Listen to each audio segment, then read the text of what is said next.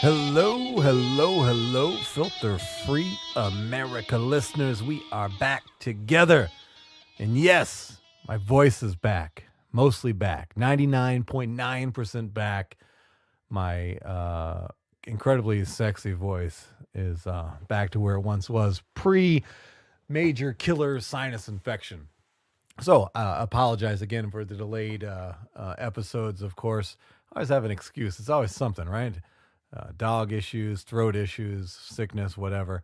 But yeah, if you heard the last few episodes, you could totally hear that my voice was a little jacked up. That being said, this episode that you're about to hear was towards the back end of my sinus infection. So it may sound a little rough, at least on my voice, at least. I try not to talk that much in this episode and just let my guests do the majority of the talking, just because my voice was sounding so horrible. So I apologize if that's going to be an issue, but if it is, please, skip to the next episode. Not a problem. The guest, let's talk about the guest this time. This is going to be a interesting conversation. Somebody who I've been wanting to sit down and talk to for many, many years. Not really many years, but for quite a while. I wanted to talk to him because he's such an interesting dude, right? Very interesting cat. And that's what this podcast is about, is, having interesting conversations with interesting, weird, strange, accomplished, whatever dudes. And this guy may fall in the category of all of those types of things because he is all of that, right? He is very accomplished as an individual, a young man who's achieved a lot of things and continues to achieve a lot of things. Very interesting background and history. And he's a little bit weird, but weird in a good way, not like touchy uncle weird, not like that, like cool guy to hang out with. It may blow your mind. You may learn something, and you're always going to leave the conversation with him better off than you were when you started. At least that's what I think. I don't know. I could be wrong, but I think I'm right. All right. The guy I'm talking to goes by Nikolai Zeppa. Nikolai Zeppa, or better known as the Stationary Astronaut. Yeah. If you want to know more about him and all the projects that he does, go to his website, stationaryastronaut.com.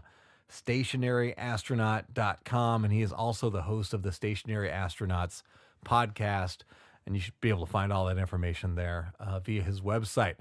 But we came in, and he and I, kind of like I guess a couple episodes ago, have a shared interest in conspiracies and things associated with them.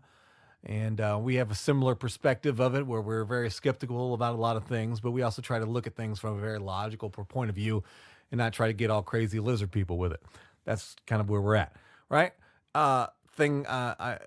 He wanted to talk to me about, or I wanted to talk to him about, however, was the fact that he's a Freemason, and he's from a family of Freemasons, and he wanted to come in and talk a little bit about that, and of course, whatever else we stumbled into along the way. So we started out talking a little Freemason history about his family and everything, and he's got a very kind of cool backstory as far as Freemasonry goes. And now, also, let me disclaim this right away. I know we're going to talk about some things, and some of my regular listeners who are very skeptical of the Freemasons are going to be like biting their tongue and frustrated about, because he may say some things that you don't agree with. And I understand that, and it is what it is, right? Like, I don't censor anybody I bring in here. If they want to talk to me, I sit down and have a conversation with them, and whatever they say, and how they say it is how they say it. Now, is he right 100%? I don't know. Are you right 100%? I don't know. Maybe it's somewhere in the middle, somewhere in between. But all I know is I love this guy. He's a great guy. I enjoyed the conversation with him. We got a little smoky, and we had some great exchange of ideas and thoughts, and it was just fun having a conversation with him. I think you're going to enjoy having the conversation too. You may have more questions than answers from this one. That may be a possibility. If that's the case, feel free to send me a message. Just go to the website, simple website, or excuse me, that's who makes the website. That's not the website. It's filterfreeamerica.com. Filter Free America, America intentionally misspelled with a K.com. And go there and send me a message with your questions, and I'll have him back on, and we can ask again. and or have another conversation, and I can ask all your questions and find out more. But again, I just wanted to come down and have a conversation with him. I wasn't trying to crack the Freemasonry code. I was trying to get some education about it a little bit and whatever he wanted to tell me. But again, it was a non-adversarial conversation, and I didn't want to grill him with a bunch of, why did you guys do 9/11? That kind of stuff. I didn't want to do that. I'm not saying that I really believe the Freemasons did 9/11. I'm being facetious. Look that word up if you don't have that in your GED education like I do. Anything else? We just talked a lot of cool stuff, man. Okay, enjoy the conversation. Take it for what it is. What else? Oh yeah, let me talk about the sponsor, simplewebsite.us, simplewebsite.us. One more time, simplewebsite.us. What is simplewebsite.us? You should ask, or you're ask, or I'm off script. But yeah, it's the website that you go to when you need help building your Squarespace website. That's right. That's what they do. They are experts in taking the Squarespace website building platform and maximizing it to its full potential. So if you are like me and don't know how to make computers work very well, this may be the only option that you have. It was for me in my case. But don't let that be the only reason you go to them. Maybe you're so successful and you're so rich and you've got so much money and so much business that you need to employ somebody else to do your simple website or do your Squarespace website building. Boom. There you go. That's another reason to go to their website. But check this out. If you want to do it on your own, they have free tips and tricks that are, again, free, because that's what the word free implies. And you go to simplewebsite.us and you get that stuff for free, and you can use that to help you build your Squarespace website. So let's just kick off the episode so I can quit rambling. Clearly, it's too early in the morning, 2:36 a.m., too early for me to be making shit up as I go. Okay, so let's start the episode. What are we going to call this episode? God, should we call it stationary? No, we got to get a mention of Freemasonry just for the hits. That's always going to get some hits whenever you put Freemason in it. Okay, I'm a Freemason, and this is my story with Nikolai Zeppa, the stationary S sign. Can I write that down? I am a Okay, I'll figure it out after the fact. All right, you ready for the episode? I am a Freemason. This is my story with Nikolai Zeppa, the stationary astronaut, right here on Filter Free America. Let's go. All right, so let's kick this off properly. Why don't you tell me when was the first time you ever heard of the term Freemasonry, or even it ever came into your life? It was really the first time I ever saw that symbol. We were moving. Talk about the G with the compass. Right. Okay, so little did I know, I grew up in a Masonic family. We were moving in 2000 to our house in Rochester from Mazeppa. I grew up in the valley, the Mississippi Valley, and we were moving, and my mom comes upstairs. We were packing up our final stuff. We had 2 back rooms in our house we were moving out of. It's the house my dad built. He was a plumber, the town plumber. Right. And him and his buddies all, he would trade work, and then his boys his contractors would do work for him, and he would go do work for them on their job sites. So he built this house, this beautiful house. Hold that thought for a second. Do me a favor, push that power button on that heater right there. Sorry, audience, I wasn't prepared. I wasn't ready. Okay, so my mom brings up this cane that was wrapped in brown. I'll never forget. It was brown wrapping paper with my initials on it, NMM. Okay. And my dad's death date on it, April 22nd of 1994. Our house, the day my dad died in 94 of cancer, was filled to my dad was, he was in the program. He was a Christian. He was the town plumber. He owned the hardware store, the only hardware store in the town, C&M Hardware. He was the go-to guy in the town. Our house was filled with hundreds of people. Okay.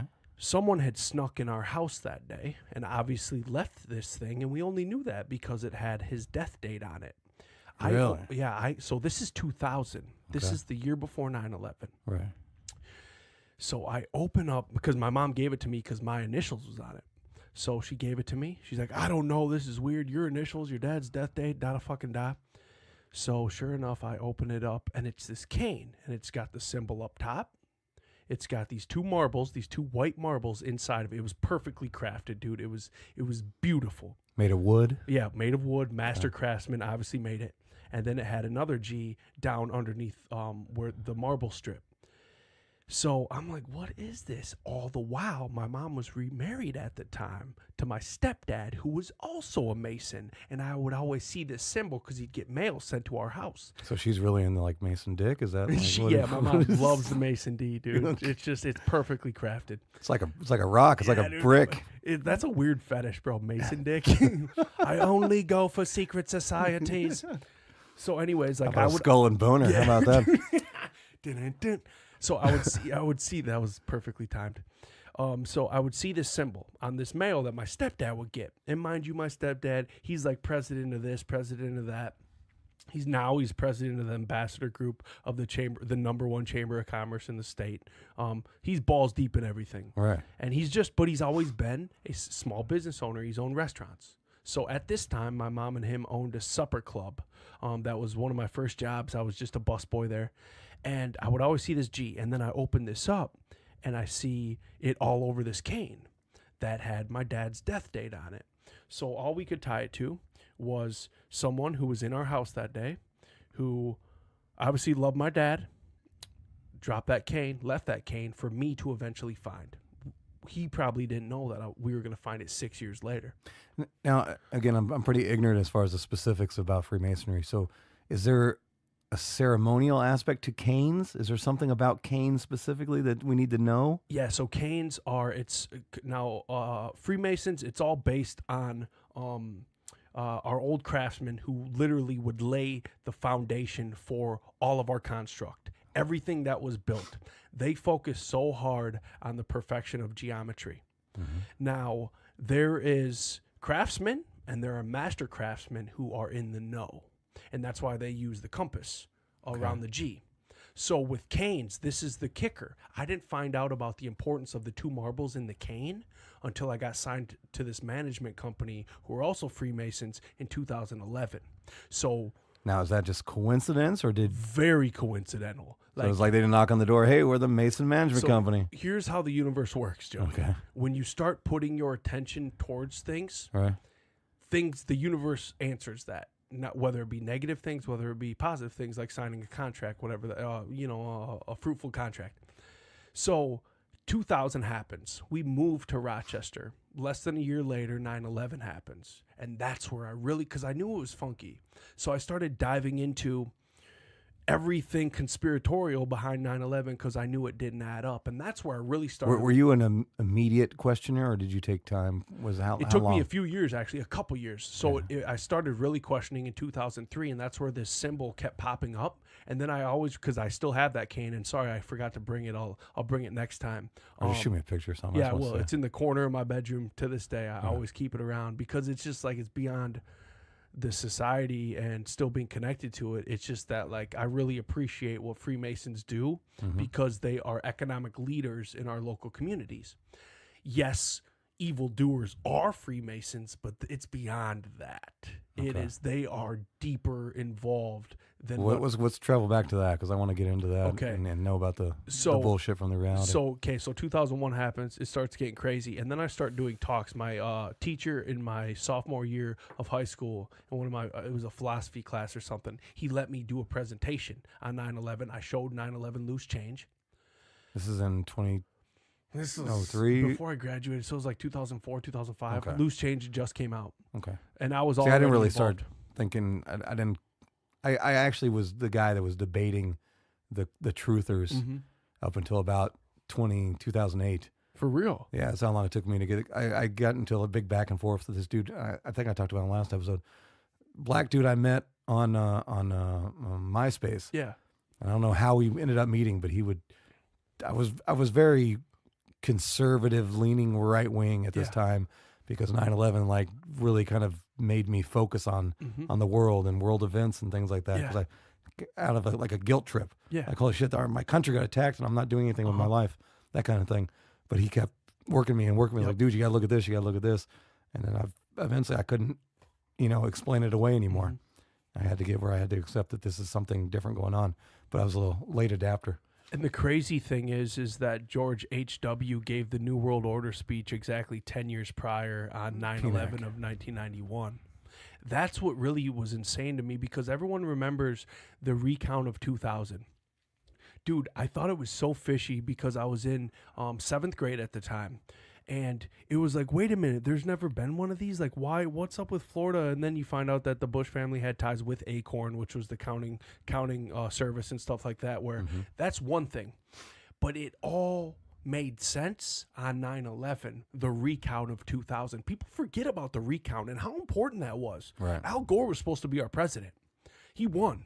Right. And then George W. gets in, and then it all made sense, because on 9/11/2001, exactly 10 years after his dad said, it's a big idea, a new world order, then we got to see it play out. Right. So now, fast forward where we are now, it's all kind of starting to make sense, but people forget to talk about the recount of 2000 and 1991. I do. That is a huge... How big those 2 years were. Yeah. So then back to the Masonry. So I start, my mom eventually, she divorced my stepdad, because guess what? He's a workaholic, owns multiple businesses, multiple catering companies, just didn't have time for anything. So anyways, he still remains in my life. He's the reason I'm the president of the Junior Chamber of Commerce now, the president of the Lions Club. So I'm still involved. Right. I just got back from this Lincoln Drink event that we have. Now, like those, for instance, those two clubs you just mentioned, are they linked formally to some kind of way to the Masons? Some of them are Masons, but what you realize when you're in these groups... But they're not like satellite groups in any kind of way? No satellite groups. Okay. We're just give back groups. That's what we are. We give back to our community. All the money, we get a lot of money from gambling, so then we put that back into our community, to schools, to families' house burns down. We go buy them all new stuff. Like, we take care of our communities, get our local gyms, new scoreboards, shit like that. Gotcha. Help out local Boy Scout, Girl Scout groups, things like... So we're actually doing good for the community. But what you realize when you're in these groups, all of these groups, they're just old boy drinking clubs. That's all they are. And as soon as you can get past that, then you realize so much about what we don't know.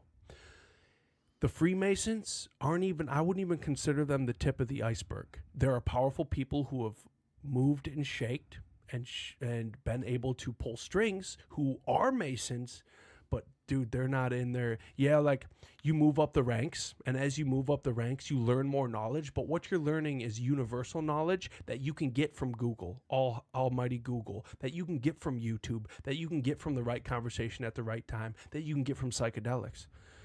I learned the power of geometry, not from Freemasonry, from drinking ayahuasca in the jungle. You realize we're all we are. Our face is the Fibonacci sequence. Fucking, you can learn that on Google tonight. You know what I'm saying? Right. So, like, everyone wants the almighty knowledge, but you can go get it tonight without having to sign your name on the dotted line and learn a secret handshake. So as I started becoming more aware, I started looking into getting into the Freemasonry. This is in like 2007, 2008. I'm like 18, 19. And I easily could, because I have mentors to this day that are Freemasons. But the point being is, it's kind of pointless now in the 21st century. You can make, it's kind of like not working for the county, not working for a corporation. You have more power by not working for those corporations, because they're monitoring your social media nowadays. Right. So you couldn't do what we do and have the sway we have if you work for corporate America. I can't go work for Target Corporate and still think I have a voice. Right. And that's the thing that people think that... Yeah, right. It doesn't mean how low you are on the ladder. You can lose your job by just saying the wrong thing that's not, I guess, zero baseline politically correct, where it doesn't offend one side or the other, whatever. Because you become friends with your coworkers on these social media platforms. Okay. And no matter what, dude, one way or another, it's dog eat dog in the corporate world. So everyone's trying to make up, and then it's gossip central. So then no matter what, the beans spill that, hey, you might be a truther. Oh my God, no matter what, you're blacklisted. You won't get fired, but you're blacklisted. Mm-hmm. Then you're just looked down upon, bro. There's no freedom. That's why I never connect my my Facebook page. It's always under my comedy professional stage name. And I never put my job on there directly. Yep. You just can't. You can't afford to. Mm-mm. So I was a hip hop artist for like 6 years. Okay, and it's my birthday. It's my 23rd birthday. This would be February 3rd of 2011. Okay.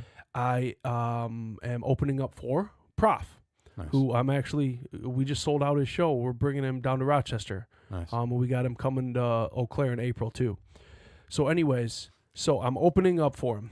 I didn't know that like the management group that brought me on to open up for him, I didn't know they were Freemasons at the time. I kill it that night. They bring me in. I stayed in Mankato that night. They brought me into their offices in their studio the next morning, and they're like, "We want to sign you." And at this time, this dude Stan he was always wearing long sleeves, and my boy who introduced us was there as well. And he comes in before Stan. He's like, "Dude, I told Stan that your dad was a Mason." And I was like, huh? I was like, why? He's like, it'll make sense in a second. Stan walks in without a long sleeve shirt on. He's got the freaking G tattooed on his arm. And he's like, Nick, he didn't say anything about Masonry. He's like, Nick, we want to sign you. So I signed the dotted line. I was like, okay, well, this is my opportunity right here. Free studio time, everything like that. They're getting me paid shows. Let's do it. So we did it. And this dude was just a hustler, owned multiple businesses in Mankato, and guess what? He's in advertising. So what you realize with a lot of Freemasons is the perfection of their branding, as well as they used to get corny with it and implement pyramids in a lot of their brands, which was the telltale sign. But they started getting more towards they control the advertisement to the T. They always have. But now, as advertisement companies have gotten more monopolized, you just know that that's definitely a Mason who owns that company. Guaranteed, no matter what. So people will shun that, and they'll say, oh, they're evil, evil, evil. No. They're swaying to psychology. It's all about psychology. You can't not pay attention to what they put in front of your face because it's the goods. It's everything we use, all of us. So you might as well befriend your so-called enemy because guess what? When you get down to the nitty-gritty and you actually are a part of these communities, they're not bad people, 99.9% of them. They will actually help you out.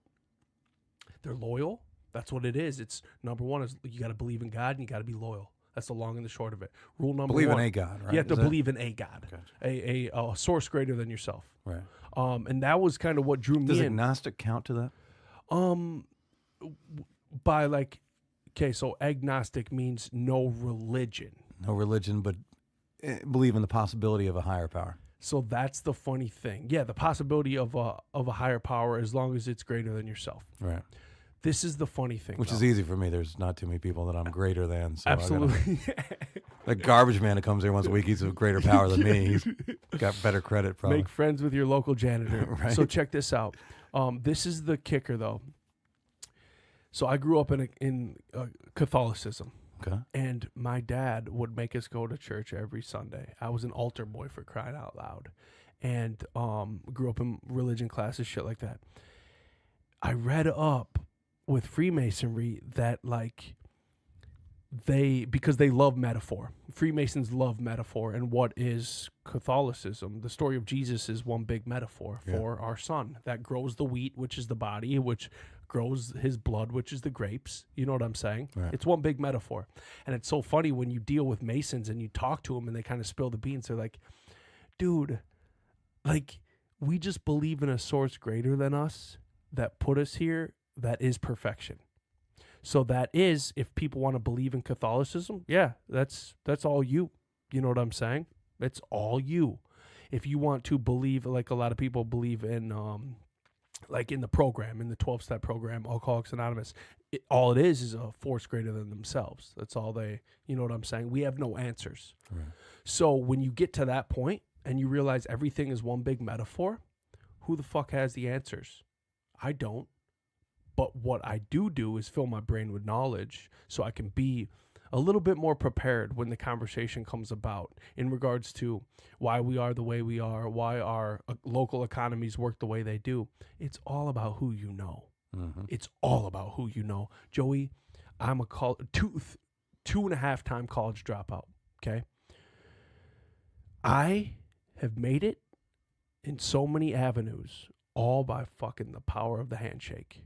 To the point, I interview my mayors. I get to interview the president of this, president of that. You know what I'm saying? I get to bring out these movers and shakers, all because of who I know. Literally, freaking the Mayo Clinic. You know what I'm saying? They're the homies. Their development department. She owes me a freaking gig. You know what Aaron Sexton. Like, we've got it so dialed in by the power of the handshake. And my stepdad, I wanted to shut down for a festival. I wanted to shut down a street in Rochester. And he just walks me into the city hall, brings me past the front desk lady into the back. Oh, you need to talk to her to get that permit settled. $45 later, fucking got to shut down a block. And that would have typically taken me a month to get done. But it's all about... Can I play devil's advocate for a second? Yeah. So to people listening to this who think that, you know, that the Masons, Freemasons, have some kind of power or are maybe some dark group, and when I say dark, or maybe just more, you know, motivated, they just have the ends more than other people. That's kind of what maybe they're thinking is like, if you're a Mason, you're within the Mason groups, you have these connections with other Masons that work towards you, and that's kind of how their power maybe begins, and you know, kind of what it's backed by. Yep. Is that kind of thing. So is that what you're saying it is, or is that? Yeah, it's oftentimes you're born into it. Right. And oftentimes, because technically how it used to be, the only way you could get into the Masonry is if a blood relative got you in. Okay. So nowadays, I think it's loosened up a little bit because the millennials, they don't give a fuck. They just don't care. So they're seeing it dying off. It's becoming kind of almost exclusive again. Right. Because for a while it was the cool they're all thing into to do. being Kardashians. They'd rather be a Kardashian absolutely. than a Mason. They'd rather be Kanye Kardashian. Right. So like nowadays it's becoming more exclusive. The Shriners still exist, but guess what, dude? The Shriners are some of the coolest dudes ever, and they're doing some of the best work. They still do the little car thing? Or they drive around and do the little... No, they're motorcyclists. I think they have the Shriners Hospital, and they always have this ambulance. They come to our Lions Parade. We pay them. I think it was like $500, and we pay it to their club. They do a little stunt show. Yep, they do a little stunt show. Growing up, actually, this is funny because growing up, this tells you how all my friends' dads were probably Masons too, because they had us, our Boy Scout group, do this thing called the Shiners in the parade. Okay. Before the Shriners came on, us and all of our bikes, we did our little Shriners, little figure eight things, nice. But we all had Shiners, black eyes. Oh, okay. And it just goes to show, like, one of my buddy's dads was probably a Mason and suggested with the Shriners that we do this before them. And it was a big hit.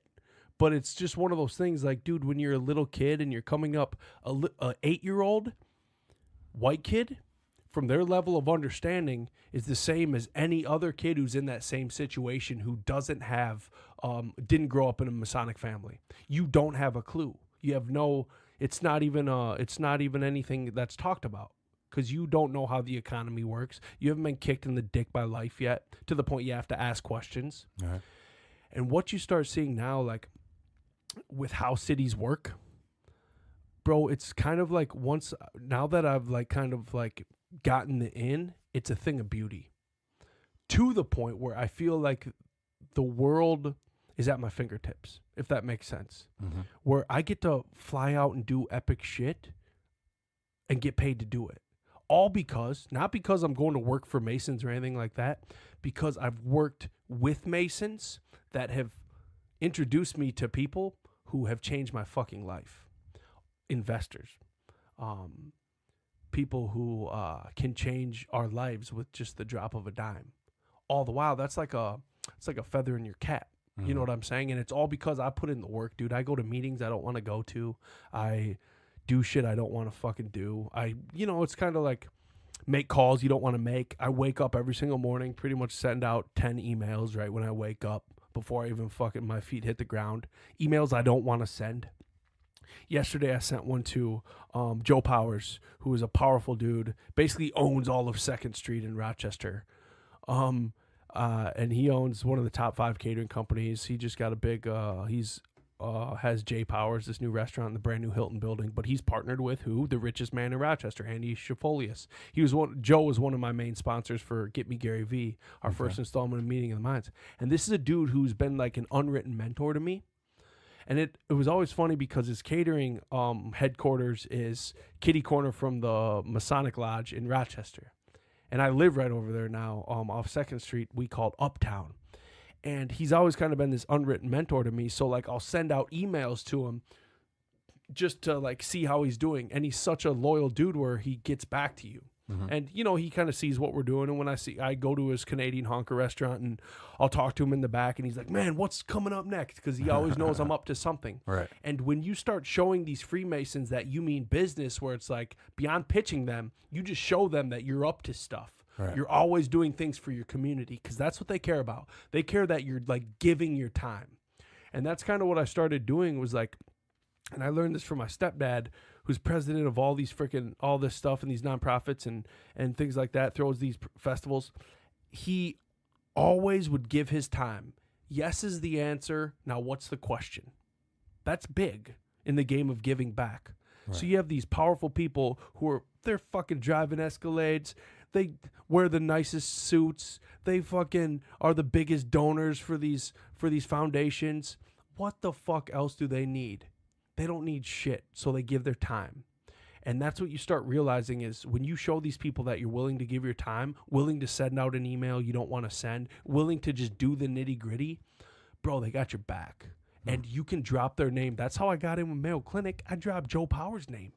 I called their development department cold one day. This is 2 years ago. And I said, hey, Joe Powers said, I can call you guys and get a meeting. And this is, if you know anything about the Mayo Clinic, it's separated by departments. Right. It's a 41,000 person organism.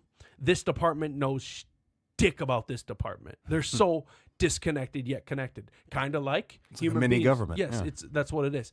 So, and they're also the number one employer in the state. So, and I come from the hub of the Mayo Clinic. I live 2 blocks away. My wife works there. You know what I'm saying? I got fucking health insurance. So I dropped Joe's name, and that's the power of the connections and this like unwritten community that people don't necessarily know about. When you're in with them, dude, you can just like, it's like an ace up your sleeve. You get my drift? Right. So like nowadays, and we deal with this with some of our banks we deal with, where they sponsor our events.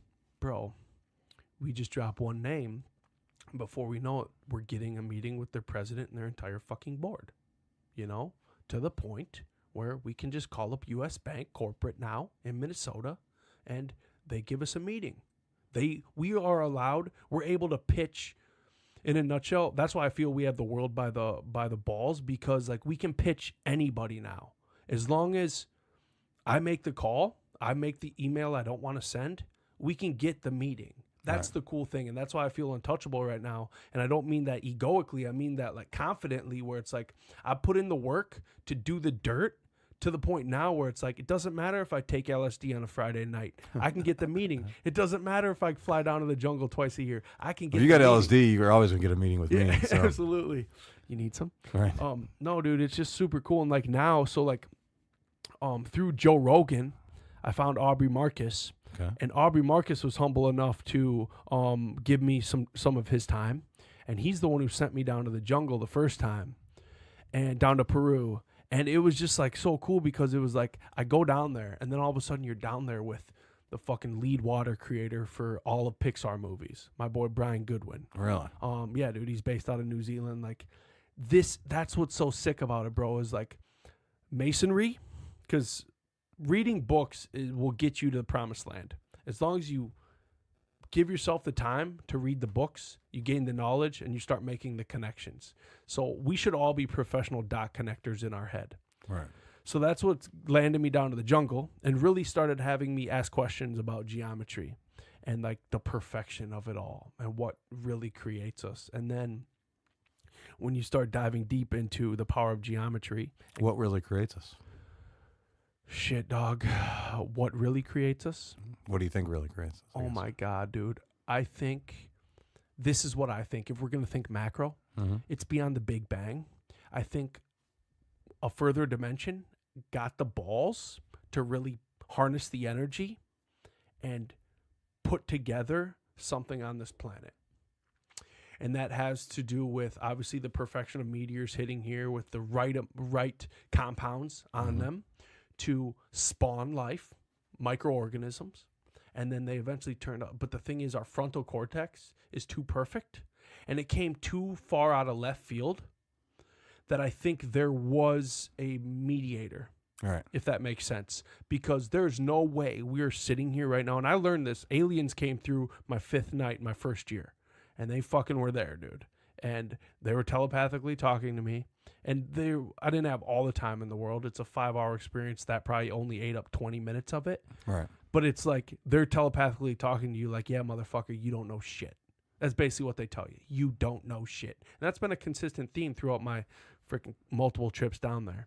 But the mediators, if we're going to call them that, we are too perfect to have this be Darwin's theory alone. You get what I'm saying? Right. We are too fucking perfect, dude. To the point where the internet is created. To the point where the Nikolai Teslas are able to just meditate in a chair and come up with harnessed energy that can connect us all. Right. You know what I'm saying? That's too perfect. That's coming from a source greater than himself. And then we were talking before we went hot about Alex Jones. Right. And like things he knows, as much as people want to call him batshit crazy, that dude does have some deep connections that probably are tapped into something otherworldly. Right. Because like, dude, I believe... And just for full disclosure, I've been on record before doubting him, and I still have lots of questions, but that whole interview, that recent one with Rogan, has definitely made me at least readjust, or I'm kind of in a holding pattern with him. So check this out. My uncle works at Area 51. Right. He was one of the top electricians at the Pentagon. His ex-wife worked at the FBI, got him his gig. Was he at the Pentagon during 9/11? This would have been, damn. They got married in the 90s, moved to D.C. when she got the job at the FBI. I don't know. Around then, though. But then through that, he was contracted in Iraq. Actually, yeah, because then he went to Iraq. He was a contractor out there for the government, and then ended up now his mainstay has been at Area 51 for like the last decade. Okay. And he lives in Arizona. He does 2-week trips, so flies out there every 2 weeks. And he's just a cool guy, stand-up guy, phenomenal artist as well. And my uncle, like, he won't tell you shit, but like what he does tell you is it ain't all it's cracked up to be. He's just one employee in one big organism, in a nutshell. You know what I'm saying? Well, that sounds like to me a standard script. No, this is what you tell him. It's well, no big thing. But you got to realize right. it's compartmentalized. Right. So, like, he ain't going to know the goods. You know, he won't. He's not a Bob Lazar, you know, where he's a scientist. Right. You know, he's just a fucking master electrician, you know? But if the light that shines on the aliens in the tank goes out, Yeah. he's got to go down there and fix that He's got to shit. go down there, dude. And I bet he's probably seen some epic shit. But, like, to break it down, like, I believe that Area 51 goes way deeper than what we could. I think the Dulce Mountains are very interesting because the Dulce Mountains, like, if it's really because the natives, I trust the natives. I always surpass the white man and I go to the natives. My last name is McLaughlin. I'm from McLaughlin, South Dakota, 42 miles south of Standing Rock. My grandpa, who adopted my dad, who gave birth, he's the father of my dad's other brothers, his half brothers, McLaughlin, South Dakota, native blood, like they believe in extraterrestrials. It's just in my blood. Before I ever knew about anything Freemasonic, it was always, yeah, dude, aliens are just real. Okay. That's just what they are. Because of my grandpa he would bring us out there when we were little kids, and he'd tell stories about like things they saw in the Black Hills. You know what I'm saying? Like actual shit. And that's like your grandpa, he's got no reason to bullshit you. And he wasn't telling you it like a mythological story. He's like, oh yeah, there's this one day this thing came out from behind the hills and it hovered there and then it just stayed there and then the clouds came over and just blasted off. And it's like, that was just a typical story. You know what I'm saying? Right. And then that's why I think the Dulce, sorry, I'm all over the place right now. I feel like we got a lot to divulge.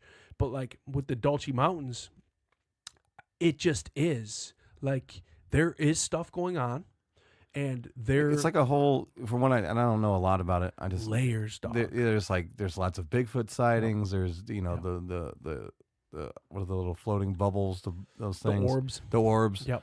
Lots of orb sightings and stuff in that area. Just a lot of weird energy.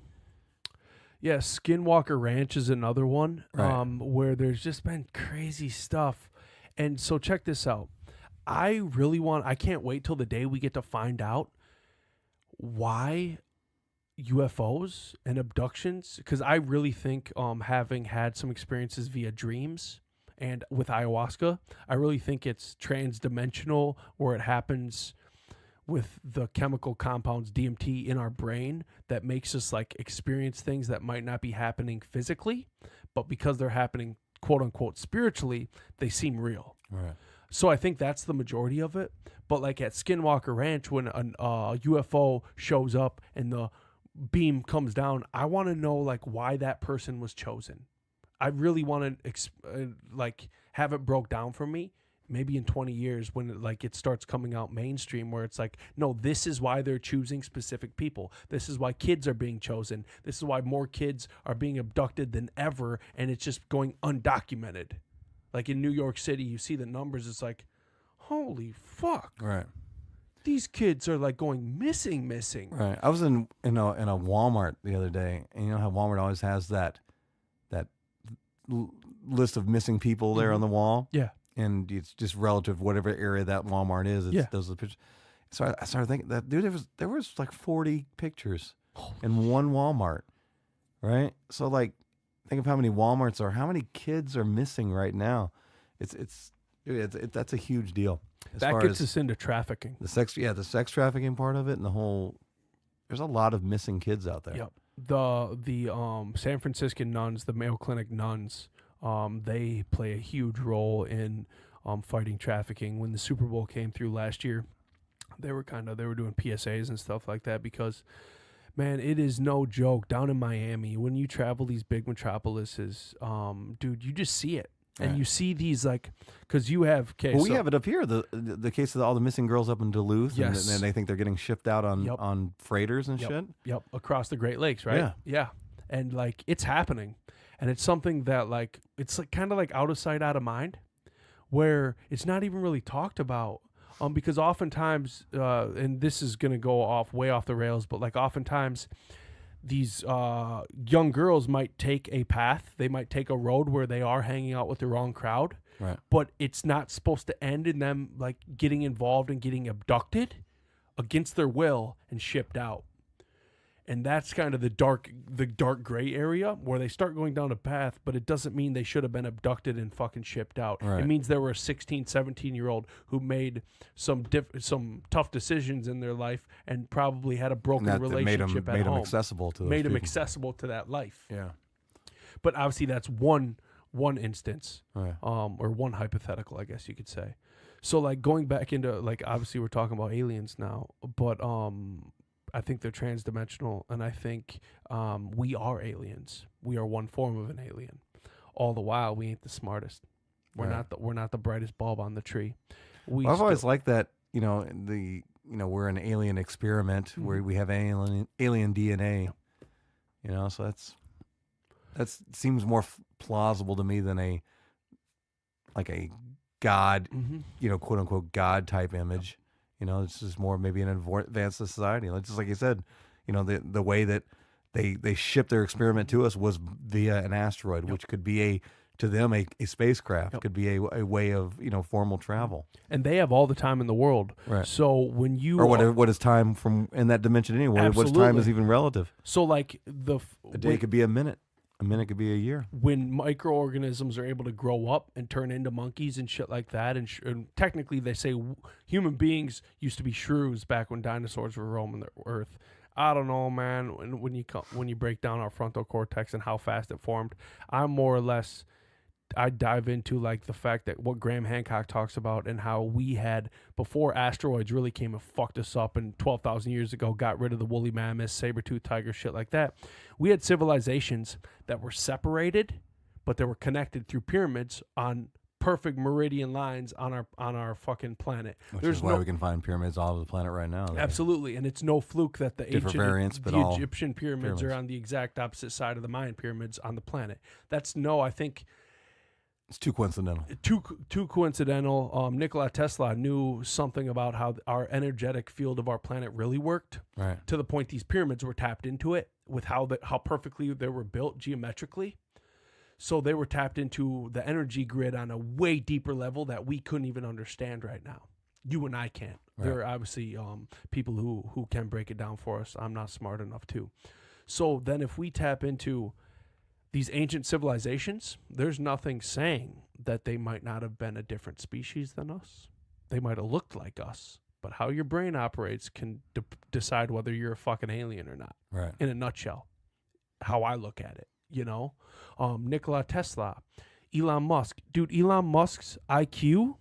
Dude, that dude's an alien. I think he's an alien. He's an alien for real, for real. Yes. He's an alien for real, for real. Yeah.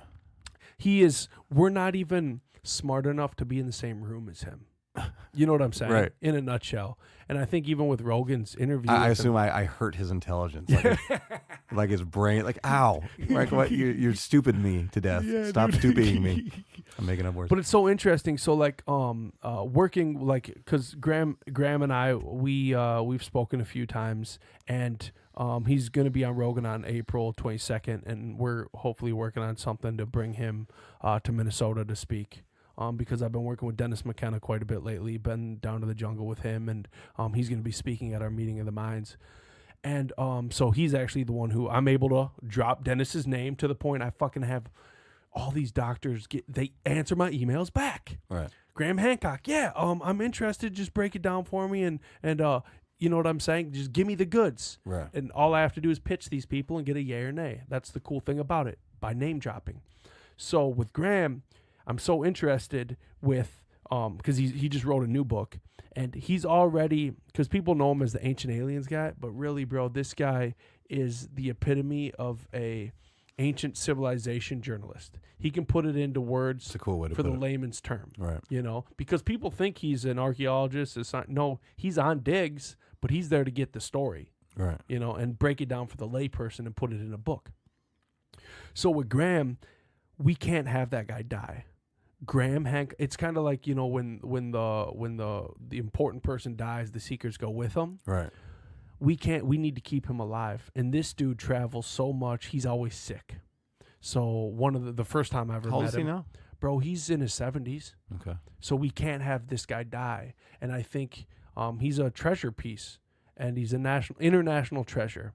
And we need him to stay alive. He's just one of those people we need to keep alive. Right. Because with him, when he goes, so much knowledge is going to go too. And it's regarding... Well, man, it's one of the first guys that Tesla's going to fucking download into his brain computers. Straight up, dude.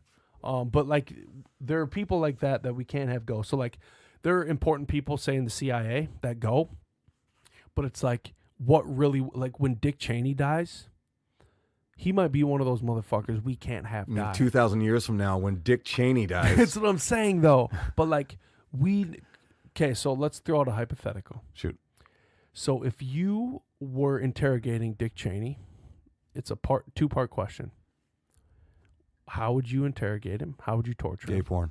Gay porn? Gay porn. Tape his eyelids open, make him watch gay porn. What soundtrack would be playing? Oh, something rap. It's got to be fucking rap music. Probably early NWA. Do you think you would, part two, right. Do you think you would even get anything out of that sociopath? No, he probably would come. I mean, just torture alone, that's probably his thing. He would probably, you know, you have to do reverse with him. You have to, like, give him a hug and tell him everything's going to be okay, and that would probably make him, you know, cringe like a wet witch. Bro, I have so many friends who went and were subcontractors for Halliburton. Okay. Cool strange story. My dad worked not at a high level. When we lived in Evanston, Wyoming, Yeah. when I was a kid, like right just before my mom died, I was like 4 or 5. My dad worked as basically like a fireman for Halliburton. Yeah. They'd go out on the sites and put out fires on the rigs and shit like that. I always thought that was weird that my life kind of circled back to paying attention to Halliburton and shit. Ain't it crazy? Yeah. They also fired they dicked my dad so bad. He on a site a steel pot like tube fell and broke his leg, and so he's unemployed, getting paid while he's unemployed. As soon as he got healed back, got medically approved to go back to work, they fired him. Yo. Yeah, that's Halliburton. Dicked him. Yeah. Yeah. So that's fucking crazy. Now he defends Halliburton today. Like those people, it's like, well, of course they send only Halliburton out to military contractors because they're the best at what they do. Yep. Why are you defending that company?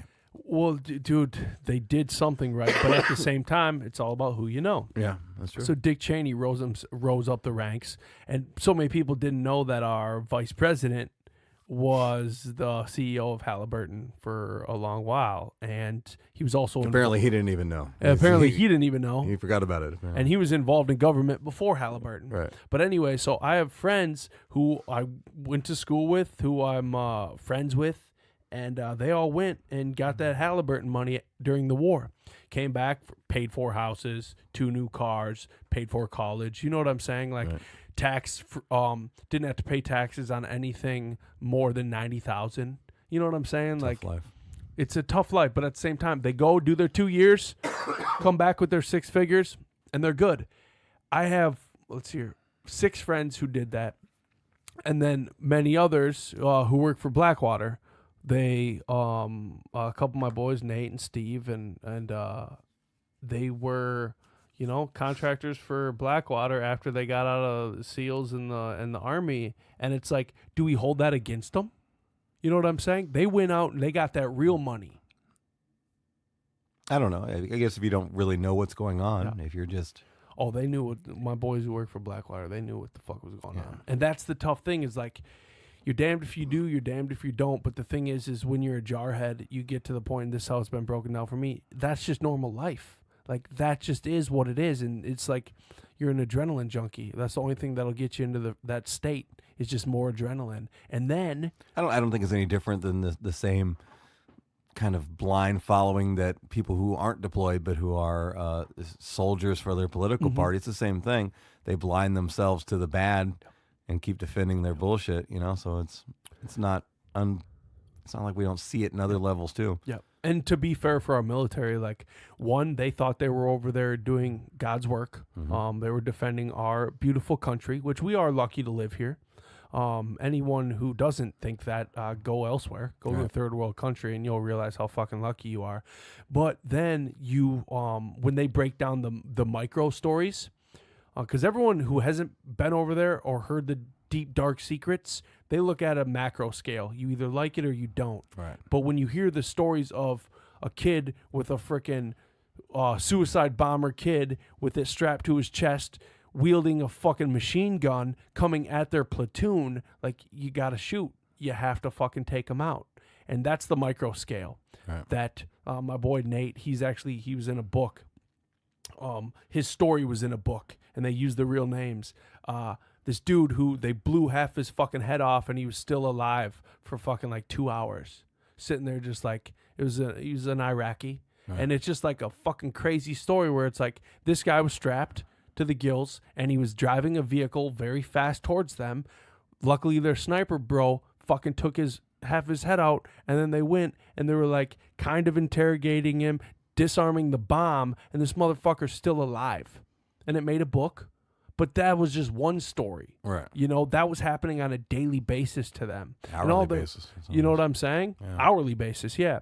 So it's like we have our military, but then you have companies that are making so much money off of that $700 billion a year fucking budget. That's a hard even. You can't fathom $700 billion one time, much less multiple years. Yeah, but what about September 10th of 2001, Donald Rumsfeld not able to explain where the $2.3 trillion went? Disappear. Trillion. Yeah. So that brings us into dark projects. Right.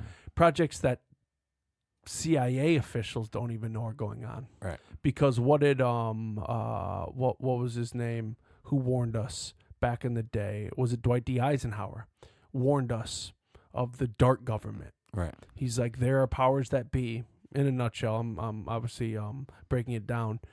There are powers that be that are in operation that are going to be a big problem. Right. And then what started happening? Presidents started getting capped. MLK got capped. I love how the general public just it's nothing. That's just like that was so long ago, or they try to explain it away as meaning something else. No, they didn't mean it like that. Well, yeah, he did mean it like that, and that's exactly what it is. And you got to think, whatever he was talking about, it's had decades to evolve and insulate itself and dig deeper, and it's. I don't know who said it, but it's like whatever you think is bad is probably 10 times worse than what it really is. Absolutely. And sometimes that's why, where the majority of the population, they don't even want to hear it. They put the la la la's in. I'm starting to think it's a fear protection. I'm starting to think that no one can't at this point. There's things that we've seen just over the last 25 years. There can't be as many people that claim to not believe any of this shit as they claim to be. I think what it is, they're just subconsciously fear of the reality, and like I'm going to play along. I'm going to do it because it's the only thing that I can do without crying, or I can't deal with it. I think that's the only reason, the only thing you can justify it. Nowadays, the minority of the population, the majority of the population knows some funky shit happened on 9/11. And personally, I think that was the pinnacle of what Dwight D. Eisenhower warned us about. To the point now, well, they can't deny it anymore, because when they released the fucking 26 redacted pages, we found out right there today that for 13 years they lied to us about what had happened and who knew what and what they knew. So at the very least, yes, there was a conspiracy to cover up part of the story. Dude, and then you talk about like Osama bin Laden, where that was all bullshit. They knew where Osama was the entire time. He was a friend of the Bush family. His entire family was. They were all getting money together. Right. To the point, we just miraculously found him, bombed him, and then threw his body in the water, in the ocean. Get the fuck out of here, dude. If people weren't calling that out, right, I have no faith in you. So you have that, but check this out. July 22nd. If that wouldn't have happened under Obama's administration, more people would. If there was another Republican in the White House, more people would have called bullshit on that. Obama allowed that to get by the masses without them asking too many questions. It's Obama. He's not gonna cover up anything. Okay. Barack Odronia. Right. Okay, so check this out. Okay, so you have Larry Silverstein, July 22nd of 2001. Luckiest man on the planet. Yeah, luckiest man on the planet. Yeah. I better get some terrorism insurance here. Okay, yeah, so I bring 5 minutes before the planes hit. For people who don't know, July 22nd is when he took out a multi-billion-dollar, I think it's $3.6 billion insurance policy on all the trade centers. Each building regarding a terroristic act. Right. Less than 2 months later, 9/11 happens. And then he just finished this up, I think, a few years ago, where he got them to pay him double because they considered it different multiple attacks. Yeah. Each plane was a terrorist attack. So then that day, people finally, they wisened up about Building 7. It's beyond how it fell. It's the important shit and the important offices that were in that building. The hella coincidental things. Like, the day before they announced all these missing funds. Oh, wow, there's a plane inside the office of the place that's investigating all those missing funds that he just mentioned yesterday. That doesn't. Yeah, and how about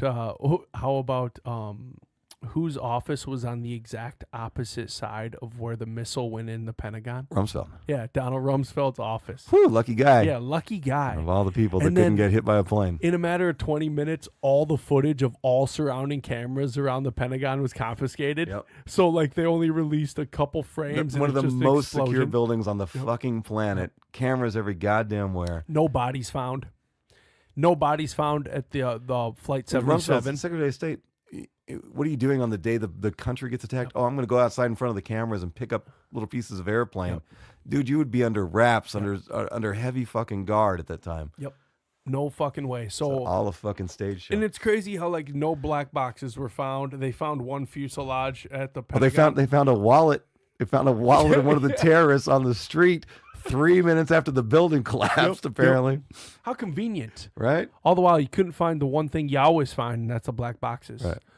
So there were so many coincidences that day to the point it's like we're just beating a dead I would say horse. that the mathematical impossibility of X amount of coincidences happening within that same time frame, that alone is just mathematically impossible. Yep. There's no way. Absolutely. But check it out. So they hit you with that, and it's like a traumatic. I'm sitting here with all these original magazines you gave me from People, America Under Attack, Newsweek, Time Magazine, George.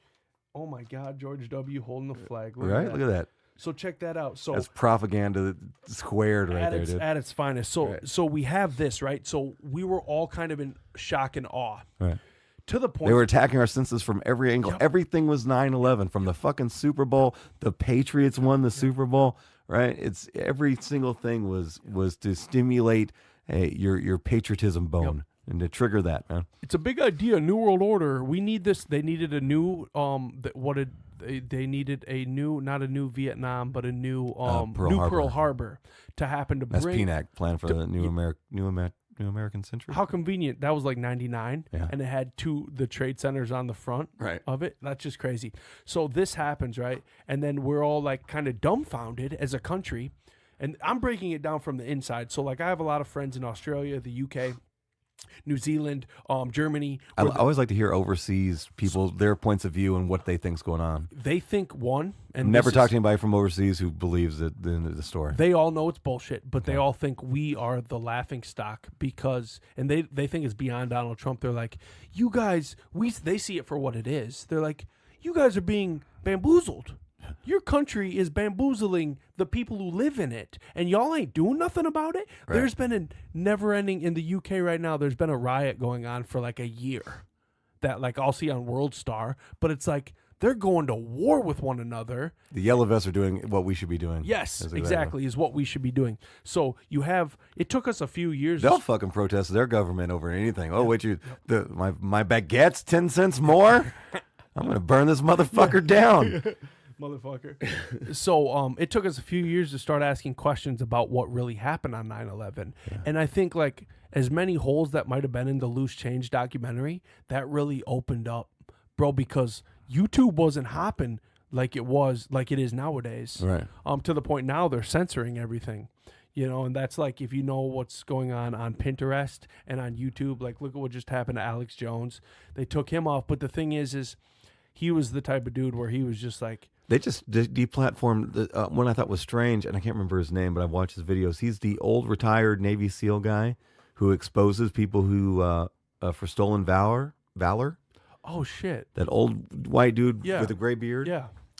He got deplatformed. See, bro, I know he was pro-Trump, but he didn't. It wasn't what he was talking about. He was just exposing people stealing stolen valor. Yeah, dude, it's so weird. And then like the people who are being killed that like the common public doesn't know shit about, but like the truther community does know about. And these guys they're dying strange deaths. And then you have these people who are inventing things nowadays, dying strange deaths. What happened when Nikola Tesla died? They rolled in, took all of his inventions, right. You know, and dude, the crazy thing is his JP Morgan was his money supply.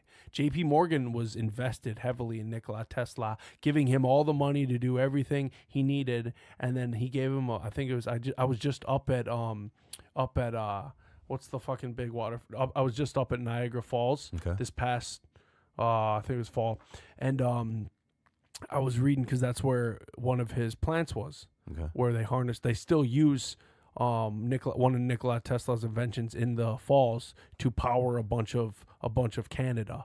Really? Oh, yeah, dude, they still do it. So anyways, I was reading all up on this history on it. I didn't know that JP Morgan, he gave him a bunch of money to operate in Colorado. Then he gave him a final $100,000 to operate on this island just outside of I forgot, so right outside New York in Canada.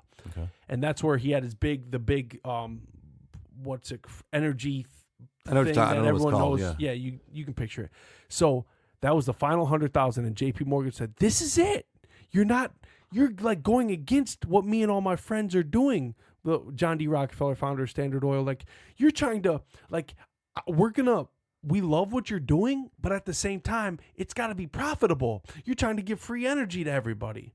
So then he died, and they rolled in, because that was the last $100,000 he was going to give him. They roll in, they took his inventions, and then to the point now where we have the internet, but we pay for the internet. The internet could be free. You know what I'm saying? Right now, we should have free energy.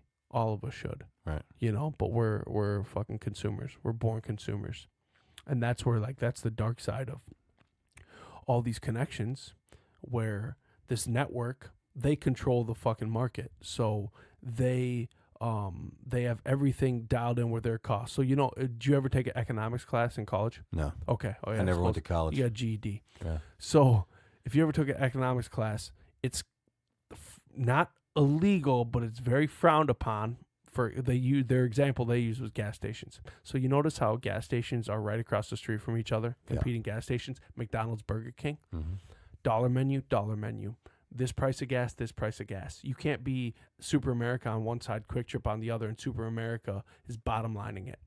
They have this unwritten agreement between them, so it controls the market.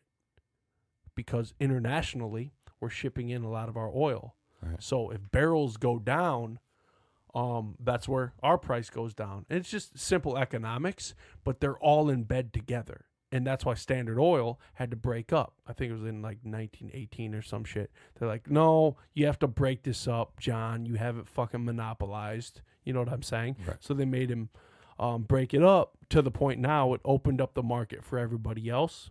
And then obviously, if you go down to break down the founders of the Federal Reserve, 1913, Prescott Bush, John D. Rockefeller, J.P. Morgan. Same names always pop up in all these things. Same names. And it's just so crazy how, like, 100 years later, the Bush family was still in control. And it just kind of goes to show where it's like, dude, it's about... It's another angle that always blows me away about the majority is like people who are in power and have control and have influence are not going to just stop using that. And they're just going to keep doing it and keep acquiring more wealth and more position and more... They're not going to give it up. So you might as well become friends with them. Right. If you get my drift. Because I'm not the type of person to throw in the towel. You'll never catch me throwing in the towel. I won't give up. But I don't have royal bloodlines. So I have to become friends with royalty. You know what I'm saying? Right. And you can do it without selling your body. I was once king of a trailer park. You were? Yeah, I was king. Bro, is that where the neck tattoo came from? Yeah, well... You got to do something when you're not going to school. Hey, when your dad gets fired from Halliburton, you fucking, you end up in the trailer. No more rules. No more rules. What are rules? No, but like, okay, so if you don't have royal bloodlines, you can still, because nowadays, bro, the internet has allowed us to connect to everybody and their mother. Right. Bro, you can go Google, okay, so for Jonathan Haidt, who was just on Joe Rogan's podcast. I wanted to bring him out because I know I'm reading his book, Happiness Hypothesis, right now. I'm such a fucking grinder. I went and I looked at his past speaking engagements and I started contacting the venues because I couldn't find his email. So I was just contacting past venues and I came across this church in New York and they gave me his contact information. Nice. So I hit him up and he got back to me. And so we're talking now. Granny's got a decent sized speaking fee, but at the same time, like just through the power of the internet and just kind of going through the angles, finding your angle, and just having the grit to do it, right. Bro, you can get a hold of anybody nowadays. You know what I'm saying? As long as you just want to do it. Right. Because there are a lot of people who will give it one shot, but it's like you kind of have to be obsessed with getting these people. That's how, I've gotten Gary Vee and fucking all these people because it's like, no, I obsessed over it and I planned and I prepared and I had confidence behind it and then we fucking make it happen. Right. That's how we book Netflix comedians. You can't just do it. You have to do it. Right. And that's how like we're able to give opportunities where it's like, no, dude, we grab the macro. So we consider these big wigs, these people who are in front of a lot of people, the macro, and then we can implement the micro, our friends. Right. Because we just had our third Lincoln Drink event. It's all about being a glue piece to a community, connecting motherfuckers, and you don't have to be a Freemason nowadays to do it. You can be friends with Freemasons. One of my mentors is a Freemason. My stepdad's still a Freemason, but I don't need to be a Freemason. Someday I might throw in the towel and go see what that 33rd degree is talking about. But even to become a 33rd degree or 32nd degree, bro, you got to go up the ladder. You got to suck a lot of dick. And I mean that metaphorically, where you got to frickin' put in the work and you start learning stuff and you got to dude, study. They make you fucking go to school, right? In a nutshell. School of Masonry, you know? Now I'm just rambling. So let's go back to your story, your Mason story for a minute. Did you ever get any kind of information on the cane, the Mason cane that was left? Did you? So I never I don't think you finished that story. Yeah, so I never knew. This brings me back to the management company. I never knew what those 2 marbles meant. Right. So I brought the cane into them one day when we had a recording session, and I asked Stan, I was like, dude, what do these 2 marbles mean? He's like, oh, that means your dad was unanimously accepted.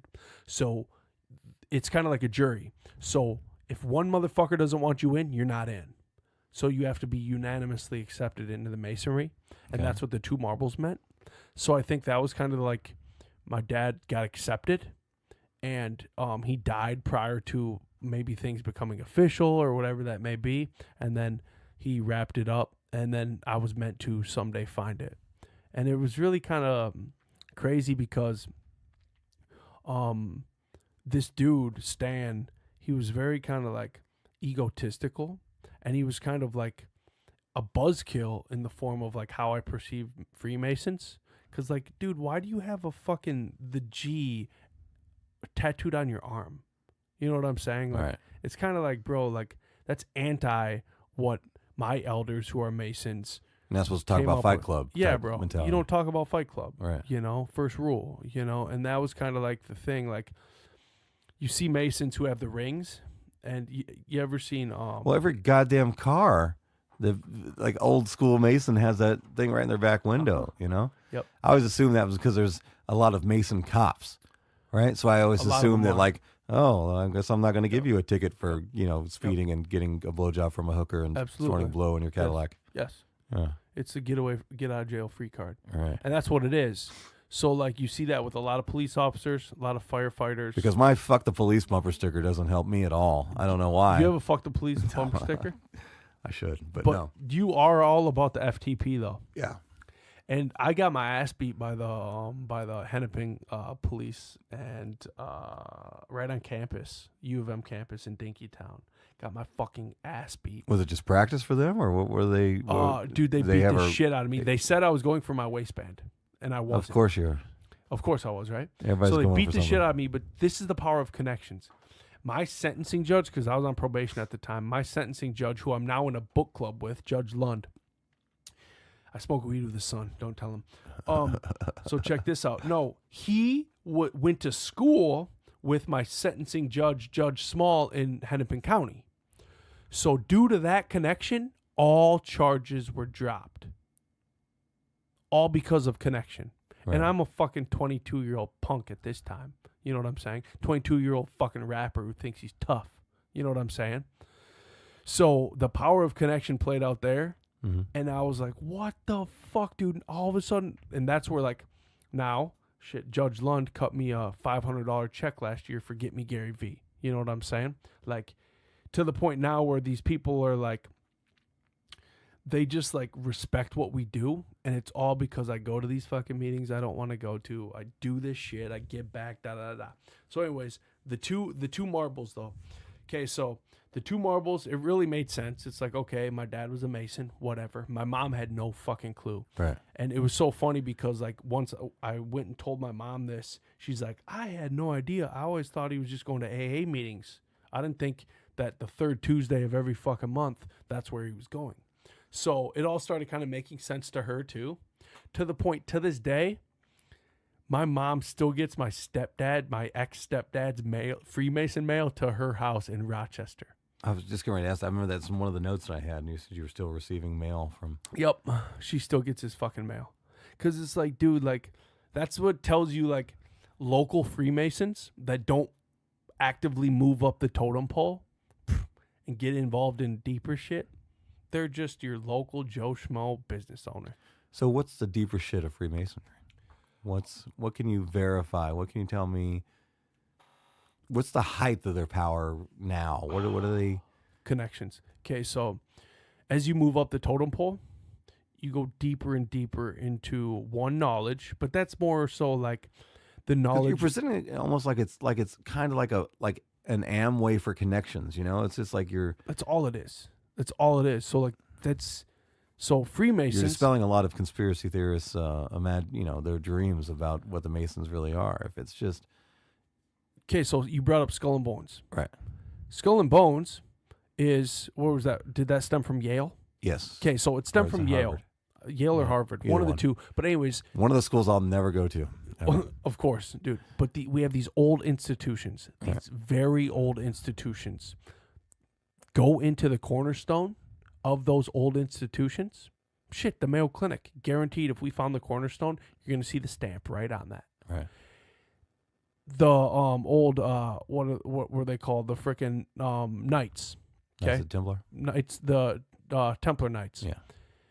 Bro, they were curators of communities. They were the craftsmen of communities. They knew so much that they couldn't talk to the layperson about. They were the defenders of us. Because he who holds the secret holds the power. Becky, your local fucking cashier, she has no right to know. And that's where I kind of draw the line. There are people I don't even deserve to know shit at this point in my life. Maybe when I'm older and I'm more tuned into like what life is really about and I'm more mature, I probably deserve to know more shit. Right now, I don't deserve to know the goods. And I'm humble enough to admit that. But What if the goods affect your life? Shouldn't you know the goods if the goods are playing into your world? I'm obsessive.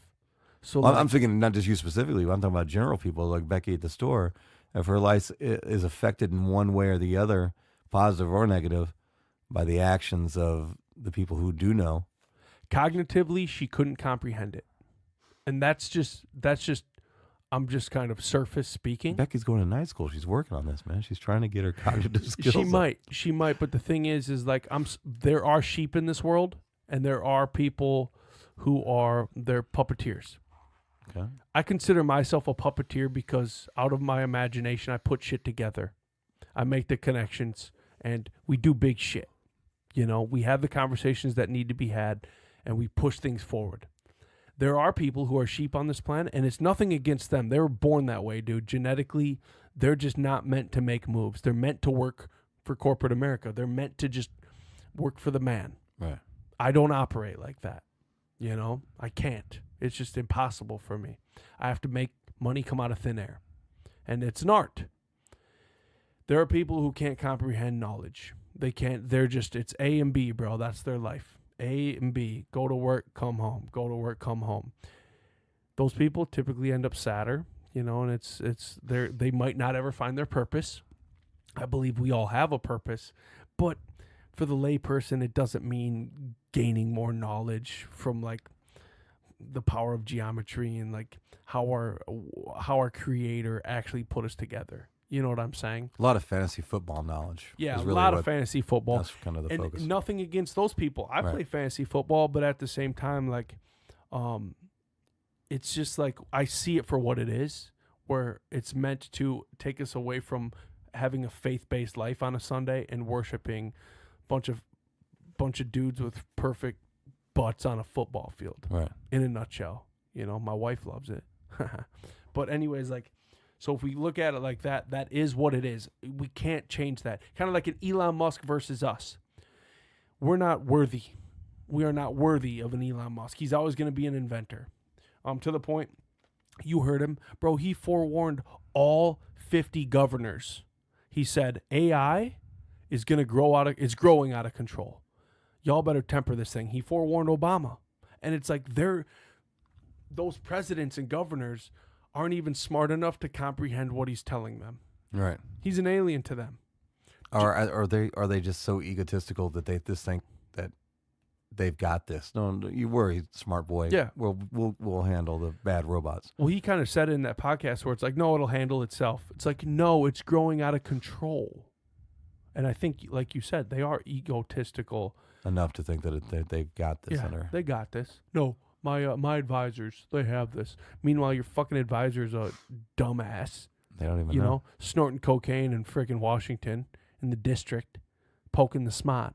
You know, just being an idiot. But anyways, like there are Just the idea. It's, to me, I guess I've just been so humbled in life, just with my stature in the world. But just the idea of a machine thinking on its own and having the ability to process information, fractions of a second, what would take us hours or days or months, years to figure out. That's terrifying to me. The fact that that could be autonomous and independent of control. Well, it's already happening. Yeah, I know. So that's how if I want to sell you something, we tap into the algorithm, my social media team, we put it right in front of your face because you like these certain things on Facebook. We're already tapped into it. That's Google. Google is already Send Joey some more 9/11 links. Yeah, straight up. Some more bad cop stories. Yeah, so check all you gotta do. FTP, baby. Right. So check this out. Dwight D. Eisenhower, what he warned us about, took years to really come into fruition. Right. Same thing with this technology. So we think it's just going to happen just like that. No, it's happening. It's the awakening is happening. Right. To the point That's where another thing that frustrates me with people is like anything bad that happened doesn't happen like a snap. Mm-hmm. It's always incremental. Yep. It's small buildups here and there. And just if you just take the history since 9/11, the amount, the paradigm shift of how our world operates and what we're allowed to do within it and all that is so vastly different than September 10th. he who sacrifices his liberty for freedom will eventually have neither. Right. So 9/11, we went and took Iraqis and Afghanis' liberty and freedom. All the while, we failed to realize we were sacrificing our own as the United States people. Because what's happening now? The Alex Jones of the world? Oh, what's that, dude? You think you have the right freedom to speech? No, you don't, motherfucker. That's what's happening. So Right. it doesn't happen overnight. It happens with figureheads losing their right to speak, and then eventually It's becoming. It's not even that big. It's not like it's centered around big name people anymore because like there's a big monster thread on my Facebook wall today about me posting a video about a obvious Trump supporter, Trump shirt, Trump hat, flag, yeah. and somebody was trying to take his hat from him and take his flag from him, and I'm like, I can't defend this. I don't agree with what the right wing people say, but I defend their right to say it because not because I give a shit about what they're saying, because I know that I'm next. Yep. You know what I'm saying? Eventually, you get to the point. Okay, you've got all the people in here who's saying these things we don't agree with. Well, guess what? Here's a fresh new things we don't agree with that you can't say now. And eventually it's going to get to me. I saw that, and I go through those comments, and I look to see if there's anyone who has a rock-picking mind to be able to defend the point you're coming from. And everyone is so quick to hop on, no, fuck that, fuck that, fuck that. And it's like, wait a minute. This kid didn't deserve this. It doesn't matter if he's wearing a red hat or not. Right. It's that he was not harming you. Right. So people treat it as a symbol now. Oh, that's a symbol of hatred. What on a red hat that says "Make America Great Again," which is meant for you, and you, all of you, the collective. Where is that really harming you? Not everyone that voted for Trump is racist, but everyone that's racist voted for Trump. Yeah. I And I think that's part of it. Biden said There are some very cowardly people who are using that in lieu of just like they're saying says now it's the new white hood or the new Nazi. There are some people who use that hat as a form of intimidation. Absolutely. It's not all of them, but still, you got to allow them to do that. You're giving that action too much power. You're giving them that power, right? Until they start doing like a physical attack or beating up, minorities or homosexual people, then that's when we start hitting them back. You know what? But you got to allow them their thought, no matter how negative it is. You got to allow it. They still, because if they aren't allowed to have theirs, eventually you won't be able to have yours. And check this out. I always vote Democrat. I just do it because of my conscience, and I can't vibe with Jim Hagedorn. All right. He's a fucking idiot. So anyways, because he ran on Trump's platform. But check this out. All the goods that people have, everything they value in life, their fucking iPhone, all stems from the red hats. Now, people might say, oh no, the CEO of iPhone, he always votes Democrat or he has Democrat beliefs. No, but the people who pay him, everything stems from the conservative community. Right. Everything. Everything we have, from our mortgage, from that allows us to have a roof over our head, everything has always stemmed from the conservative heads. Well, it's not just conservative though, because I mean, you look if we put a label on it. Well, but I'm just saying as far as it's not like the liberal left is not participating in that too, because like you looked in the Obama administration, he saved a lot of banking criminals. Yep. I mean, they got off with just literal, not literal. I mean, just slaps on the wrist. Yep. Yeah, liberals are more so, and this is just kind of speaking macro, but they're more. They're not a lot of business owners. They're more employees, and you can tell that because they don't employ people, so they want a $15 minimum wage, which they don't realize they're fucking themselves in the long run, and they would really realize that if they were a business owner. Because now the business owner has to charge more money for goods and services because they think they deserve more money to flip a burger. I understand that it's hurtful in this economy as the economically it doesn't work as this economy works. Mm-hmm. It doesn't work within this economy, but we're talking about a corrupted economy, right? So my thing is like, yeah, give it to them. Yeah, everybody should be making $20 an hour, and if it brings it down, then good, because that's where the only time it's ever going to get fixed if it's completely brought down and crumbled. Yep. So in the meantime, I might as well have these people get more money and bring the system down in the process. Yeah, and it's not an if but a when. We know it's coming. All economists know that this bubble is I think it might be the final bubble that's about to burst. Well, I don't think it's by accident. Nope. I think that's. I always tell people, well, why would they want to bring down the economy? Because there's more money in the recovery end of it. Mm-hmm. You devalue everything becomes cheap again. You buy it up while it's cheap. Then when you rebuild it back up, it's all these new owners have control of everything again. It's a big game, and you ain't a part of it. Right. We're just set them up, knock them down. Yep. You make the money when it's going up. You make the money when it's coming down. Now you know why you make friends with the royalty, because I know when shit hits the fan, I can make multiple calls and be okay. I don't know if I could be morally okay with that though. No, it's because it's gonna happen regardless, and I'm gonna get fucked too. Right. I'm fucking in $30,000 student loan debt. You know what I'm saying? Like, I'm fucksville. I'm probably every room I walk into, I'm the poorest person in that room, guaranteed. Not this room. You do it. Hey, fuck off. This room you're doing better. No, but that's why it's back to it's all about who you know. So like when shit does hit the fan, bro, like my bartering game, my life consists of bartering. I provide value to people, they provide value to me. In a nutshell. Right. Down in Rochester, for instance, I'm able to walk in here, get things for free. Walk in here, get things for free. Walk in here, get things for free. Throw an event, get a few $1,000s in sponsorship. You know what I'm saying? Like, I'm able to make the calls and get the guap, but that's because of my network and how I send consumers to certain places for goods they might need and big purchases they might need, to the point I'm taken care of. And I think that's what I mean. When shit hits the fan, I know I'll still be okay, but that's because of the work I've done to shake the right hands. Right. And I think like it's just a paradigm shift. That's all it is. Like, if people just got the confidence and the wherewithal and the know-withal to just put one step in front of the other, send the emails you don't want to fucking send, take the risks you typically your cognitive thinking self wouldn't normally take. If you just take the risks, bro, you like things start falling into place for you, to the point you end up in a room with fucking important people and you're buying a suit you can't afford to go to this gala you can't afford to be at, all the while you know you need to go because you got to make this connection. And then good things come out of it.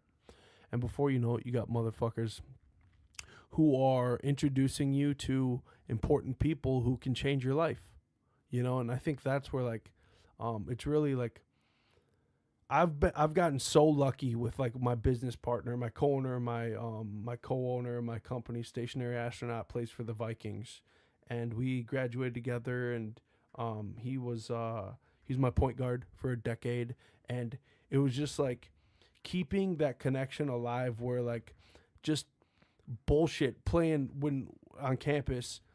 He went to the U, and we'd just be freaking playing FIFA soccer until the wee hours of the morning.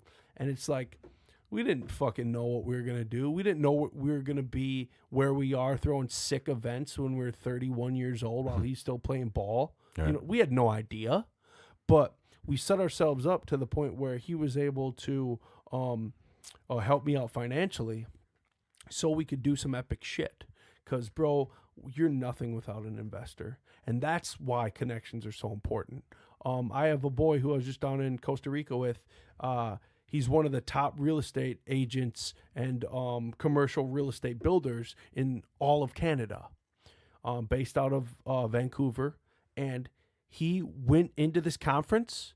This is like 15 years ago. Broke as fuck. Didn't know what he was going to do. Went in there, left with 2 investors because he had a plan. Left with 2 investors, and now they fucking are building Canada. You know what I'm saying?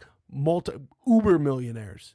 And it's like, and he's also, you know, he gets hit up to invest in a lot of stuff nowadays, does conferences himself and stuff. But it's like, you can be broke and still be rich, if that makes sense. Right. And that's kind of where your connections really come into play. And I see people who say, fuck the police, right?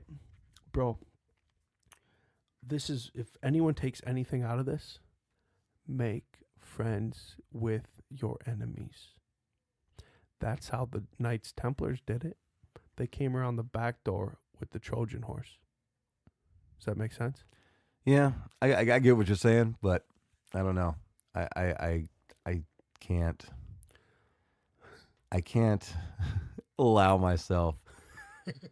And I'm not trying to say I have a moral high ground in the position that you're taking. I'm just saying, Hey, bro, I just can't. I was arrested. Like, it's like I'm programmed in such a way that when bullshit is bullshit, and it's always bullshit. Well, it's a systemic racism is what it is. And I have, my stepdad now is black. My 2 younger siblings are both mixed. And I was arrested 15 times by the time I was 22 years old. So, like, it's no joke to me. I get it. I've seen it from the inside. I've done 2.5 years total. All county time.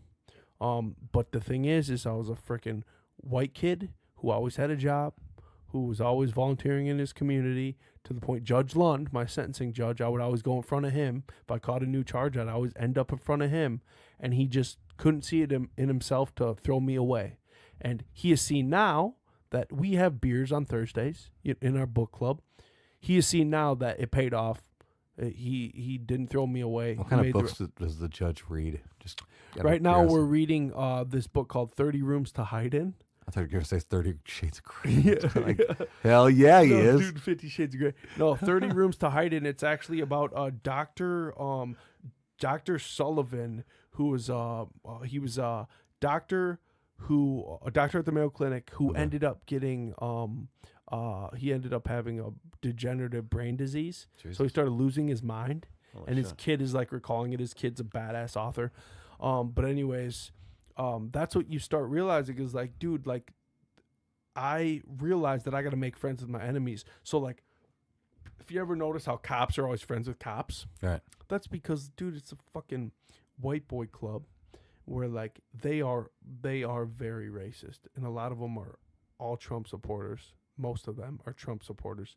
And it's not just, it's prison guards as well. Right. So they're part of the prison guard union that doesn't want to see marijuana legalized. One of the biggest unions in the country. Yeah, they fight against it because they see that if marijuana gets legalized, how are we going to lock up these people for plants if it's legal? Yes. How are we going to have that reason? So what I started realizing is I make friends with these motherfuckers to the point where I know that getting pulled over by them is basically me having a G on the back of my fucking car, where it's like they're gonna let me go. You know what I'm saying? And that's kind of like same thing with my boy who just had his sentencing hearing last month. I wrote a letter to the judge because, you know, you go through during sentencing, you get letters written. I knew that if I wrote a letter and I went on the stand for him, my boy, he got caught with a shitload of cocaine. Black dude, neck tattoos. It's always the best amount of cocaine to have is a shitload. Yep.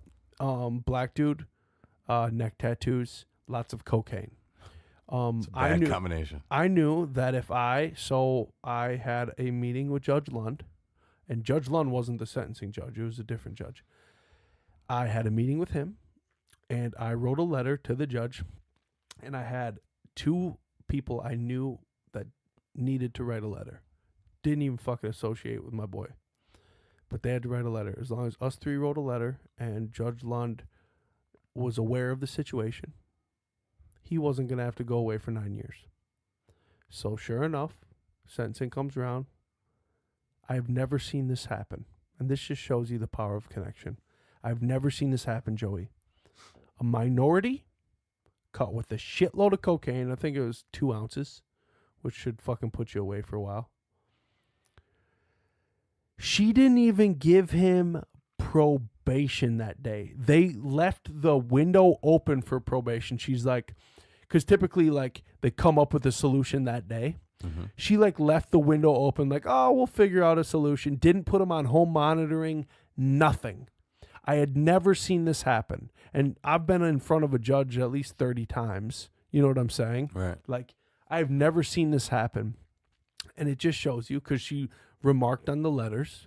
And it just goes to show like the power of connection and how important it is for all of us. So make friends with your enemies because I am anti-law. I think we all should police ourselves. That's how communities originally were. You know, you might have had a town sheriff, but your town sheriff was drinking beers with fucking everybody, you know? And that's kind of what it is, bro. It's all about the power of connection. I'll let you be my go between me and the law enforcement community. For sure. So like in your eyes, like have you had like a really beyond them fucking killing Philando Castile? Oh God, I was up here that following day. I'll never forget that day. It was kind of like a 9/11 type day. It was like it was like kind of like the day Prince died. It was just a dark day because that happened in our city. Yeah. You know what I'm saying? For and people who are listening who don't know the Philando Castile story, look that one up. It's another police killing somebody, but it's a unique story because he was a concealed carry holder, and there's audio between the interaction between him and the cop. It's worth looking into if you're curious. His girlfriend was in the passenger seat, along with her daughter in the back. With the daughter in the back on Facebook Live. Yeah. Oh, that's right. It was Facebook Live. Yep. That's right. I forgot about that. Yep.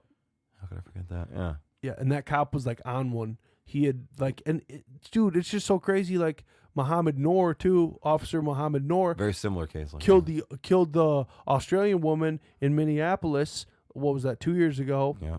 It was like right around the same time, and she was the one who called him. Yeah. Called to report another possible like rape or something. Yeah. It's just so crazy how like these cops, they don't even get a slap on the wrist. It's less than a slap on the wrist. It's paid time off. And then they might have to go find a new place of employment. Right. You know what I'm saying? And that's why I understand anyone who says FTP. I get it. But I also get the game of making friends with them to the point you can get out of jail. Right. You know what I'm saying? But that's me, a privileged ass white dude, saying that. You know what I'm saying? Right. I'll never forget I tell this story about my stepdad, who's a black man. Mind you, I've had 2 stepdads. So not my Freemason stepdad, who I still consider my stepdad today. Him and my mom got divorced in 2000, and now my stepdad nowadays, they've been together since like 2001. Okay. So we were, this is in like 2003, we were hauling brush, and my stepdad, black dude from Atlanta, Georgia, he was in the Air Force. He would always wear bandanas come summertime because he's bald, keep the sweat out of his eyes. We're hauling brush to the brush dump, and I'm sitting in the passenger seat. I'm like a fucking 14-year-old kid, you know. We get pulled over. Taillights worked, our trailer, everything was connected, everything was legal. Everything was registered, everything. we get pulled over, and the cop, he walks up to my stepdad, and he starts filling him with the bullshit, you know? And then he was gonna start kind of giving him a hard time. And I'll never forget this fucking white cop looks past my stepdad, sees a little fucking white kid in the passenger seat, and he slaps the side of the car. Okay, have a good day. And it's like, motherfucker, you were going to give... Because my stepdad, he'd get pulled over like weekly on some bullshit, you know? Right. Some racist cop shit. And it was just so weird for me to see that firsthand, where it was like the switch flipped because he saw a little white kid in the passenger seat. Yeah. And it just goes to show like how fucked minorities are still to this day. You know what I'm saying? Right. So like I use my connections. I'm just glad the cop didn't think that he stole a white baby. He stole a white baby. He's been abducted. What are you doing with this white baby? That man's an alien. No, but it just goes to show, and like this is why I use my power. I guess maybe the moral of this podcast is the power of connection, Joey, because like I use my connections nowadays. Well, some stuff you're describing as white privilege. Yeah. So that's, I mean, you're adding credence to that argument. Yeah. I mean, So I use my white privilege and my connections to help out because half of my friends are either first generation immigrants. right. So many of my friends are Sudanese. I have Somali friends, Hispanic friends, Bosnians, a lot of Bosnian friends, first generations, or just full-blown minorities, and then the other half is white. And like that's where, coming up in Minnesota, dude, we have such a diverse community. And then I come from Rochester, so like the Mayo Clinic brings in Indians, Egyptians. One of my partners is Egyptian. You know what I'm saying? Like Ahmed Makawi. Like, bro, like I have so many friends that are minorities, and I have to swing my connection dick around to help my friends out. You know what I'm saying? Because It's the worst porn ever. He was just swinging his connection dick all the way around. Swinging it everywhere, bro. He was so connected with his dick. Bro. It's so funny, bro. I'm telling you. Oh, shit.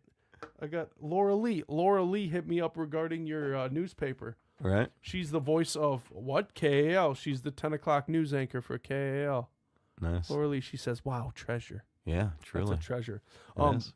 So, yeah, Joey, like, it's really, I've just learned to make friends with my enemies. And, like, it has kind of, like, catapulted my brand, what I've been able to do. Because let's be honest, dude, we can't walk out our door every day and get along with everybody. And honestly, I probably cause more controversy privately that people will never hear about just by me being me. And I like it, but I hate it as well because it's kind of like unneeded drama. My senior year, I got voted most dramatic. And this is when I was a wild card, dude. Like, it was pre-tattoos. It was pre-everything. But I was still, I got my first felony when I was 18 because I used to sell a lot of marijuana. We used to pick up 10 pounds every Friday night. Then we already knew the money we were going to be making off that batch. So, and this is when the pot was coming from Canada, from British Columbia, through International Falls, before the days of it coming from California and Colorado and Seattle and shit.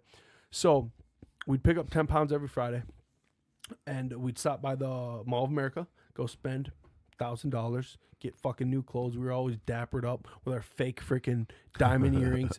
Diamond earrings that were basically as big as your freaking big buck tooth. I had one of those. Yeah, dude, straight up. Just ridiculous. And then, so my senior year, we're just living in the fast lane. And then I go catch my first charge. I got set up by a dude who played football at Florida State. He set me up. He set me up for like 8 months. And then took his shot and put a pistol in my mouth.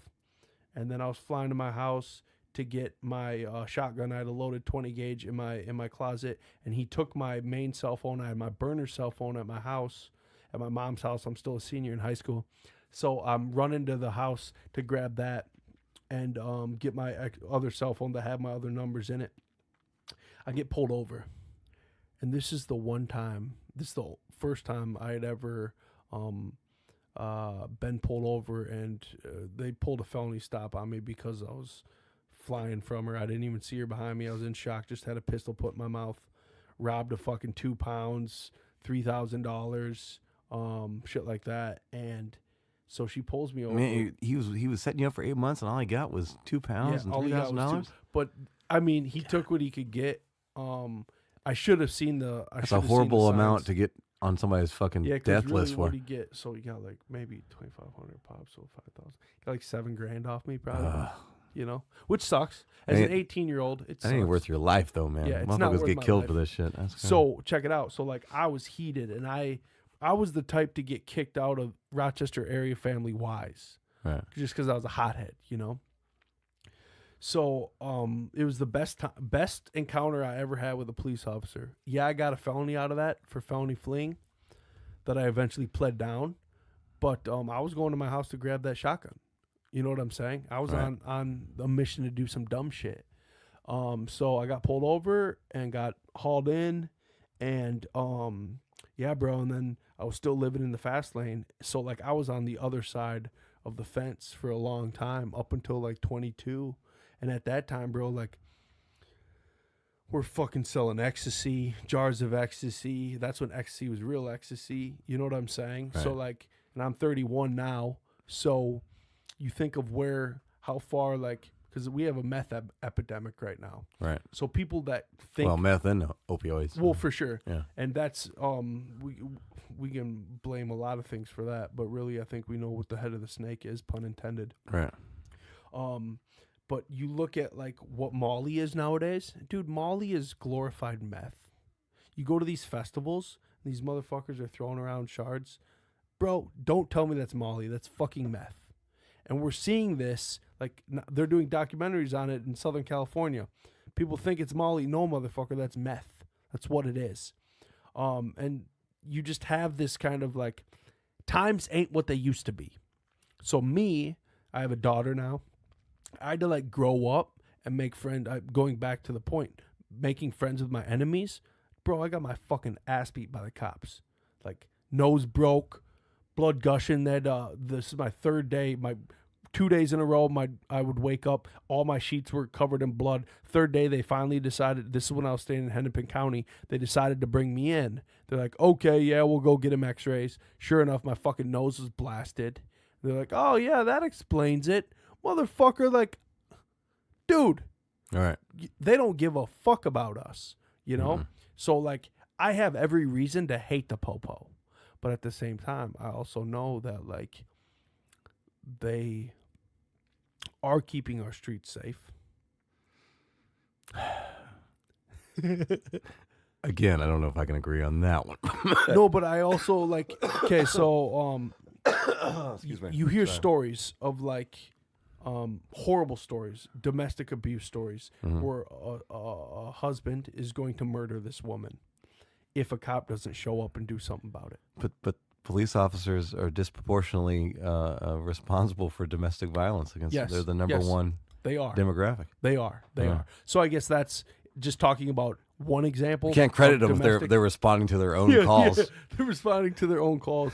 That's actually so true. I had to kick in the door at my own house because I was beating the shit out of my wife, and I had to stop that shit. They're such fucking hotheads. There's no, dude. We have this cop in Rochester. We call him Crooked Cop Charlie. He's an alcoholic. He loves golfing, but he doesn't just love golfing. He's known to have to go buy new golf clubs fucking like 4 times a year because he bends so many around trees. Over the heads of minorities?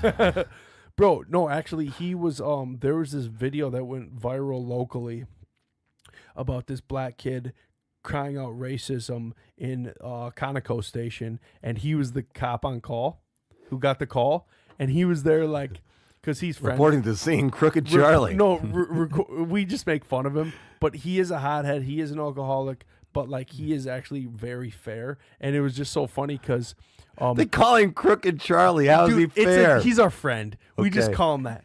But anyways, it's so funny because like he was getting called racist by this black kid who he was getting 86'd from the gas station because of some dramatic shit.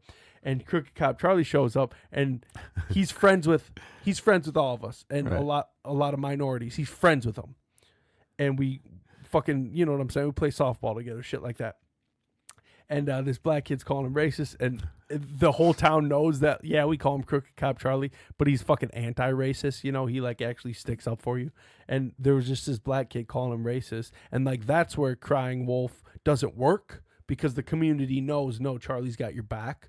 But there are so many situations, I shouldn't say more, but there are so many situations that come to the light where like there's systemic racism going on, and these cops are part of these fucking clubs that are like headhunting black people. Right. Where their police chief is saying, go kill 50 Cent today. That just happened a couple weeks ago. Yeah. That's outrageous, right? Go kill 50 Cent. We got a hit on 50 Cent. Oh, he was just kidding. It was just a joke. Yeah. But that's the thing is like that is what is still the reality. There are good cops, but the reality is there shouldn't be any racist cops. But there is. Right. So how the hell are we going to nip that when the cops within the departments won't even call out the bullshit? That's the problem. You know what I'm saying? Right. They won't. That's what destroys the good cop argument because Yep. you're only a good cop if you're not looking the other way. That's bad cop shit. Guilt by association. Yeah. You know, and I think that's where like if there's anything, and then we have the minority population that is insurmountable in prisons because of the complex and Bob Barker. Right. Bob Barker. Oh man. I brushed my teeth so many times with Bob Barker toothbrushes. How many times have you been locked up? Shit, I don't know. A lot. A lot. Really? I mean, I've been locked up for drug arrests and things like that. It's mostly back in Missouri, but yeah. Dude, I've never had a drug charge, ever. I've never had a DUI or a drug charge. I've talked my way out of 2 DUIs. I talked my boy out of 1 DUI. Right. This cop, he pulls us over, and we were fucking whipping shitties in front of my sister's house after picking up Taco Bell to go back to our boy's house party. Did you get arrested before you ate the Taco Bell? I mean, this is No, I didn't even get arrested. Check this okay. out. So cop pulls us over, and he makes my boy who was driving blow. He blew like a .12, and he's like, "What the?" You could tell he didn't want to give us fucking. He had more important shit to do. Right. And he looks at me.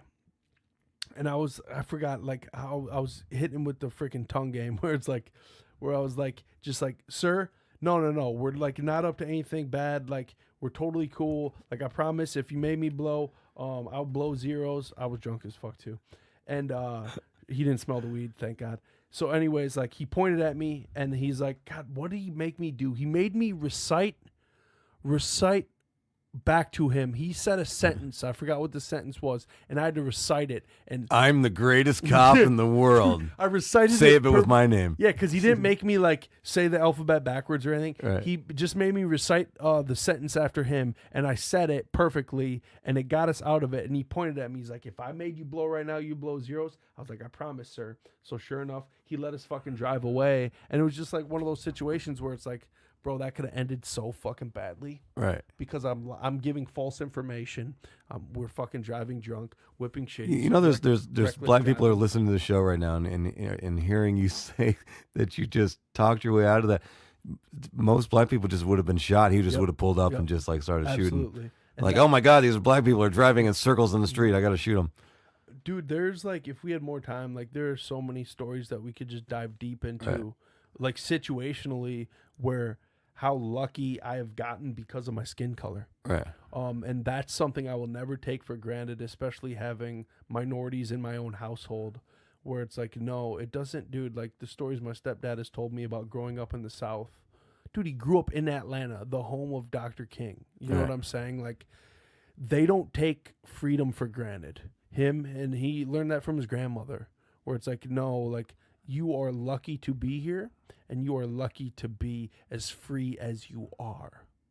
Because our ancestors had to sacrifice everything so you can just be in the Air Force, so you can go to college. And black people still aren't free to this day. They are still persecuted just by walking out the door because they are judged immediately. Yeah. No matter what. They can't help it. And that's the fucking doozy about it, and why I honestly feel that maybe all of mankind is meant to be segregated. I don't know, man. I don't think think it's gotta be possible. I mean, there's gotta be a just appreciation of a humanity baseline. Yeah, but guess what? We'd have to go down to the Georgia Guidestones and get down to 500 million people because 7 billion people can't get along. Right. It's impossible. There's no way. Cedar Avenue has it right. The Somali population's heavy there, and they just stick to themselves. They just it's their own economy there. All the while, they still dip out and they're still connected to North Minneapolis and stuff like that. By the way, I love your joke on North Minneapolis. Thanks. But there's a happy medium to it. Kind of like our the Sikh population up in Niagara Falls. Heavy Sikh population. Or our, let's see here, the Asian population out in Seattle and out in California. They just fucking keep to themselves, dude. Yeah. They keep to themselves. White people got to get into everything. And that's where I feel like white people don't deserve inclusivity. I think we need to find our own fucking island. And because we don't deserve it, bro. We don't deserve connections with all other races. I think all races have failed at something in some component in some kind of way. Yeah. So why can't we just take that as a shared point of humility and just start treating people like you? Why is that so? And it sounds idealistic, but is it? I mean, you're a human being. I mean, it's just like if you're in a building on fire and it's you and another black dude, you guys are going to team up and get the fuck out of the building, No matter what. right? That's the majority. Why of is that us. such a hard concept now? I think, goddamn, people are so used to their comfort zone, and so I'm sorry, but what prevents if you're segregated in a group, then you just need to find somebody. There's going to be segregation within that group too, for some kind of reason, dick length or eye color, or the alternative is eye color of your dick. I don't know. Everyone fucks each other. And then we just create gray aliens. That's Because that's our end game. right. You know what I'm saying? Our end game is just... Except the Royals. They just fuck each other. Yeah, they just fuck each other. Dude, that's so fucked up. How they're okay with sacrificing one handicapped baby Right. to maybe make a couple normies. Right. You know what I'm saying? Like, that's so fucked up that they do that, bro. Right. And they still do it. To this day, if you dive deep into the bloodlines, they're fucking each other, bro. Right. Like, hardcore. Like that whole shit that what's his name? The prince just married. That's all bullshit. The black chick. Yeah. Yeah, that's some kind of scam. Why? I don't know. They're not gonna bring black blood into the royal family. Yeah, but he did, dude. He brought that freaking flavor. He brought the flavor. No, the queen's probably got his sperm in like little vials. And they're gonna inject it into like a really shitty toothed British chick. They vacuumed out all of her eggs. Right. Yeah. Yo, she can come apart, but you don't get the fucking sperm up in Or there. maybe she won't even really have the kid. She'll just be like the vessel. The surrogate. They'll just put the fucking egg in her and shoot up some fucking prince cum in there. Yo, dude. Yo, dude. Why is this baby coming out all white and freckled? Do you believe in procreation? Do I believe in procreation? I mean, I believe it exists. I mean, I'm here. Well, okay, so how I feel our population is eventually going to have to get down to a sustainable number. And when that happens, we will be heavily focused on procreation. Where it's like we look at ourselves as a big beehive, a big organism, where it's like, no, let's push ourselves forward. It's the 100th monkey principle. So they learn these things, and eventually the 100th monkey, it becomes a part of your DNA. Right. So like, same thing with like what Darwin believed, where it's like, no, like you just keep pushing forward, and then eventually genetically it's just your genetics modify to the point where it just is now. It's no longer a monkey playing with a stick. No, the monkey is one with that stick, if that makes sense. Yeah. Tools and shit like that. So that's an example, and I think that will happen eventually. Like, I personally believe that, like, dude, I was always picky with women, and I didn't know why. But I always said, after I broke up with one of my final long-term girlfriend before I married my wife, I said, the woman I marry is going to come from a 2-parent household. Why is that? Because no chemical abuse, unconditional love, normalcy, shit like that. So I found my wife, 2-parent household, loving household. I created that. I brought that into existence. You could call that procreation. Some people will say, God, I heard someone say this, that they want to have as many babies as they can with an Asian woman. Higher IQs. Okay. That's a form of procreation. Yeah. Obviously, Hitler looked at it a whole different way. Blonde hair, blue eyes, because he believed them to be the ultimate race, which is to be debated. I personally think Native Americans are the ultimate race because of their connection with Gaia. Right. You know what I'm saying? Right. But same thing with athletics. Black people. There's a reason why black people are the funnest to watch in the NBA and the NFL. They grew up on the Serengeti running away from fucking lions and tigers and bears, oh my. To the point, and that was the 100th monkey syndrome, and that is not pun intended. Right. That is literal. It was in their DNA to is fight or flight all the time. To the point, they are so fucking athletic. That's why they're the best runners on the planet. That's why they're the best in track and field. That's why they're the best on the football field, basketball. To the point now it's paying off for them, where financially they are gaining from their athletic genes. I love it when Stephen Curry and his wife, Aisha Curry, who used to play college basketball, they're having kids. They're procreating now to the point their kids are going to be little athletes. Right. They're going to be fun to watch on the basketball court. LeBron James's son is probably going to go to my favorite college, Duke, Right. and he is going to shine, and he is going to show us what the next generation is going to be. What about capable Manute of. Bul's goofy-looking kid? Bobo. Holy shit. The Timberwolves might draft him. Yeah. And I hope to God they do. Yeah, he's because something else. he took Manute Bul's skill set and he brought it a little further out. And now he's got he can dribble and bring it up the court like a fucking point guard. Yeah. That is so cool. He's amazing. That's the 100 monkey Yeah. right there. And it's, once again, nothing racist about it. Right. It's just fucking awesome. And I think that's where procreation is something that shouldn't be frowned upon. We should look at it and say Hillary Clinton probably shouldn't have kids because they'll probably end up sociopaths.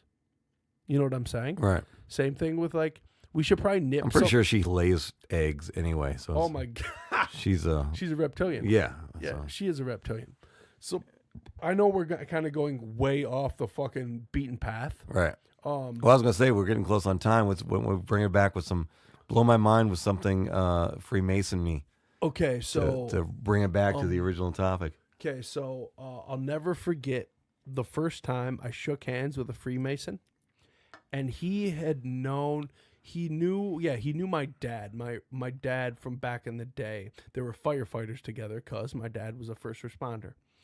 And I'll never forget, it was when I had moved back to Mazeppa for a few years, and that's when I became president of the Lions Club. And he came up to me and he shook my hand. And it was how he shook my hand that I knew he knew, if that makes sense. Mm-hmm. He grabbed my hand and he grabbed you know how they half-ass shake? So there's a form of how and I don't know what level this constitutes as, but he shook my hand and he squeezed firmly on the second finger up, Mm-hmm. and it was in between the first and the second knuckle. And I had always known that that was a form of a Masonic handshake, and it was how he did it and how he looked at me that I was like, oh, this motherfucker was homies with my dad. Right. And he knows that I know. And it was how he looked at me and how he shook my hand. I was like, hey, brother. Crazy. If that makes sense. Right. This is just a few years ago. And it kind of brought it back full circle where it's like, oh, we're connected on a deeper realm, if that makes sense. The power of connection is so huge. And the quicker people can realize that, where it's not what you know, it's who you know, you can be the dumbest block on the fucking street. Doesn't matter, dude. If you go make the right connections and have the balls, the kahunas to take the risks, man, you can make it to the top of the pyramid. Who's the top Mason on the planet right now? Oh, shit. I don't fucking know. Top Mason on the planet right now? Who's got the most Mason juice? Oh, Which shit. sounds very disgusting. God Great damn. porn name though, Mason juice. God damn. I would honestly probably, since Dick Cheney's still alive, I'd probably say Cheney. But I Really? don't know. You know, I'd probably say Cheney just because he's still alive. Him and his fucking Jarvik heart. He doesn't even have a heartbeat. It's just a He constant shot flow. a man in the face. Yeah. And that dude apologized to him. Right? Oh, I'm sorry. My face got in front of your bro. buckshot. I'm Goddamn. so sorry. Yeah, that shit's crazy. My apologies. Thank you for coming in and having this crazy, wild, extreme conversation. We got to do this again. Go check out Stationary Astronauts. Right on, right on. Thanks, man. Thanks, brother. All right. There we go. Another episode of the Filter Free America podcast is in the books. Done till the next one. There you go. That was a great conversation. I felt it was a great conversation that I had with the stationary astronaut, Nikolai Zeppa. Again, if you want to find out more about him and the stuff that he does and check out his podcast, Stationary Astronauts, please go to stationaryastronaut.com. Stationaryastronaut.com to find out more information about him. And I really do hope you enjoyed. I know that's going to be a weird one for some people. Some people are like, what did I just listen to? Is this I don't know what's going on here. Is it conspiracy stuff or whatever? No, dude, is the whole concept of this podcast is for me to sit down and have an interesting conversation with interesting people. And he definitely fits in that category. Like I said, some people from my conspiracy side of the audience listenership are going to be maybe upset that I didn't ask certain questions or say certain things or whatever. But again, that's not what this conversation was about. It's about having a conversation with somebody who I like, somebody I respect. And that's what we did.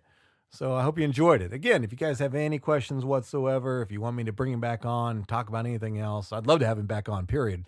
Feel free to send me those questions or whatever to filterfreeamerica.com. Filterfreeamerica. America always intentionally misspelled with a K.com. All right?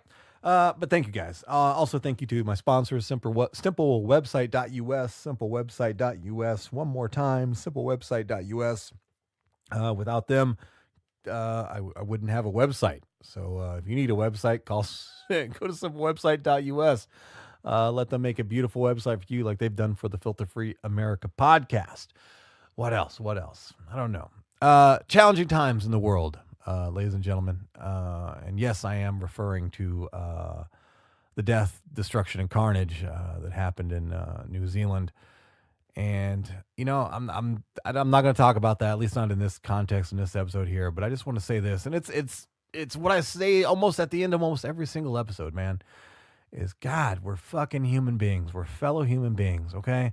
All that fucking silly bullshit in people's minds that think, that different groups are less than or worse or out to get you or anything like that. We got to stop, man. We got to stop, okay? Because here's the end result for what I see in my admittedly GED educated mind. Is we're consuming each other. We are. And not always in the same ways, right? Some of the same people who are chastising, the ilk of like the guy that committed that heinous act. Well, guess what? You're doing the same thing in a similar way. Or maybe not a similar way. But you're causing destruction to humanity also. I guess is what I'm trying to stumble out of my head. I'm sorry, it's difficult to talk about. We're all doing things detrimental to humanity as a whole, is what I'm trying to spit out of my dumb head. And whether it be from political context, social justice context, yes, some of you guys are fucking shit up too. It's all consuming, right? We're tearing each other down in all kinds of different ways, some more extreme than others, but it's all the same end result, man. We're just destroying humanity. And I'm trying for the life of me to try to understand why, why do we continue to do this? It's like we've given up trying to succeed and trying to bring people together. And now it's just, groups attacking groups, whether it be for, sexual orientation, for religion, for politics, or any and all of the above, right? That seems like that's it right now. is just, it's a big ass game of gotcha. It's a big ass game of who can hurt who more and who can destroy who more. And that's all we're doing now, in my view. I mean, talking as a whole, all over view. And that's what it feels like, man. And we've got to stop, man. If you've got thoughts in your head that one group is less than you or one group is out to get you, you really need to think a lot harder about that, man. Because if there's nobody beating down your door or nobody, trying to hurt you or anything like that, you have no business trying to hurt anyone else, right? And I don't know. I wish I had a more prepared statement for this. It's not what I do, but we can't keep going like this. I mean, the end result is always going to be just our own demise, right? And it sounds cliche when you say that, but it is, man. Look at around. We're at each other's throats, right? Across the globe for many different reasons, right? And we're not trying to fix anything. We're just trying to win. And I don't know what it is that you think you're going to win from this, but it's not going to happen, man. We got to stop. We got to stop. We got to, again, I sound like I'm beating a dead horse, but it's all I got for you, man, is we got to start with the baseline of humanity. You're a human. I'm a human. Everyone's a human. All those people that were murdered are human. The guy who pulled the trigger is a human. All right. We've got to fix this. I don't know how we got to do it, whatever, because if we don't, we're just going to watch the planet consume itself, man. I don't know. Maybe we'll talk about this more in a future episode if I can think of somebody to speak to about this that can bring something to the table more than my silly ramblings. But man, dude, it's not good. Sorry to leave on a sad note, but I would feel like I have failed you by not at least acknowledging it. Guys, take care of yourselves. Again, you're a human. Take care of your human self and take care of other human selves, right? Because we are a species on this tiny little rock floating around in a vast and infinite universe. And we need each other. In the long run, we will need each other before we don't need each other. At the end of all this, we're going to be looking for help. We're going to be looking for each other's help. And we're going to ignore all our differences and only see a fellow human. Say something funny. I don't have it in me. I don't know. Keep seeking the truth. Spade and neuter your pets and children. I promise you I'll have a more positive outlook for the next episode of the Filter Free America podcast. Until then, bye-bye.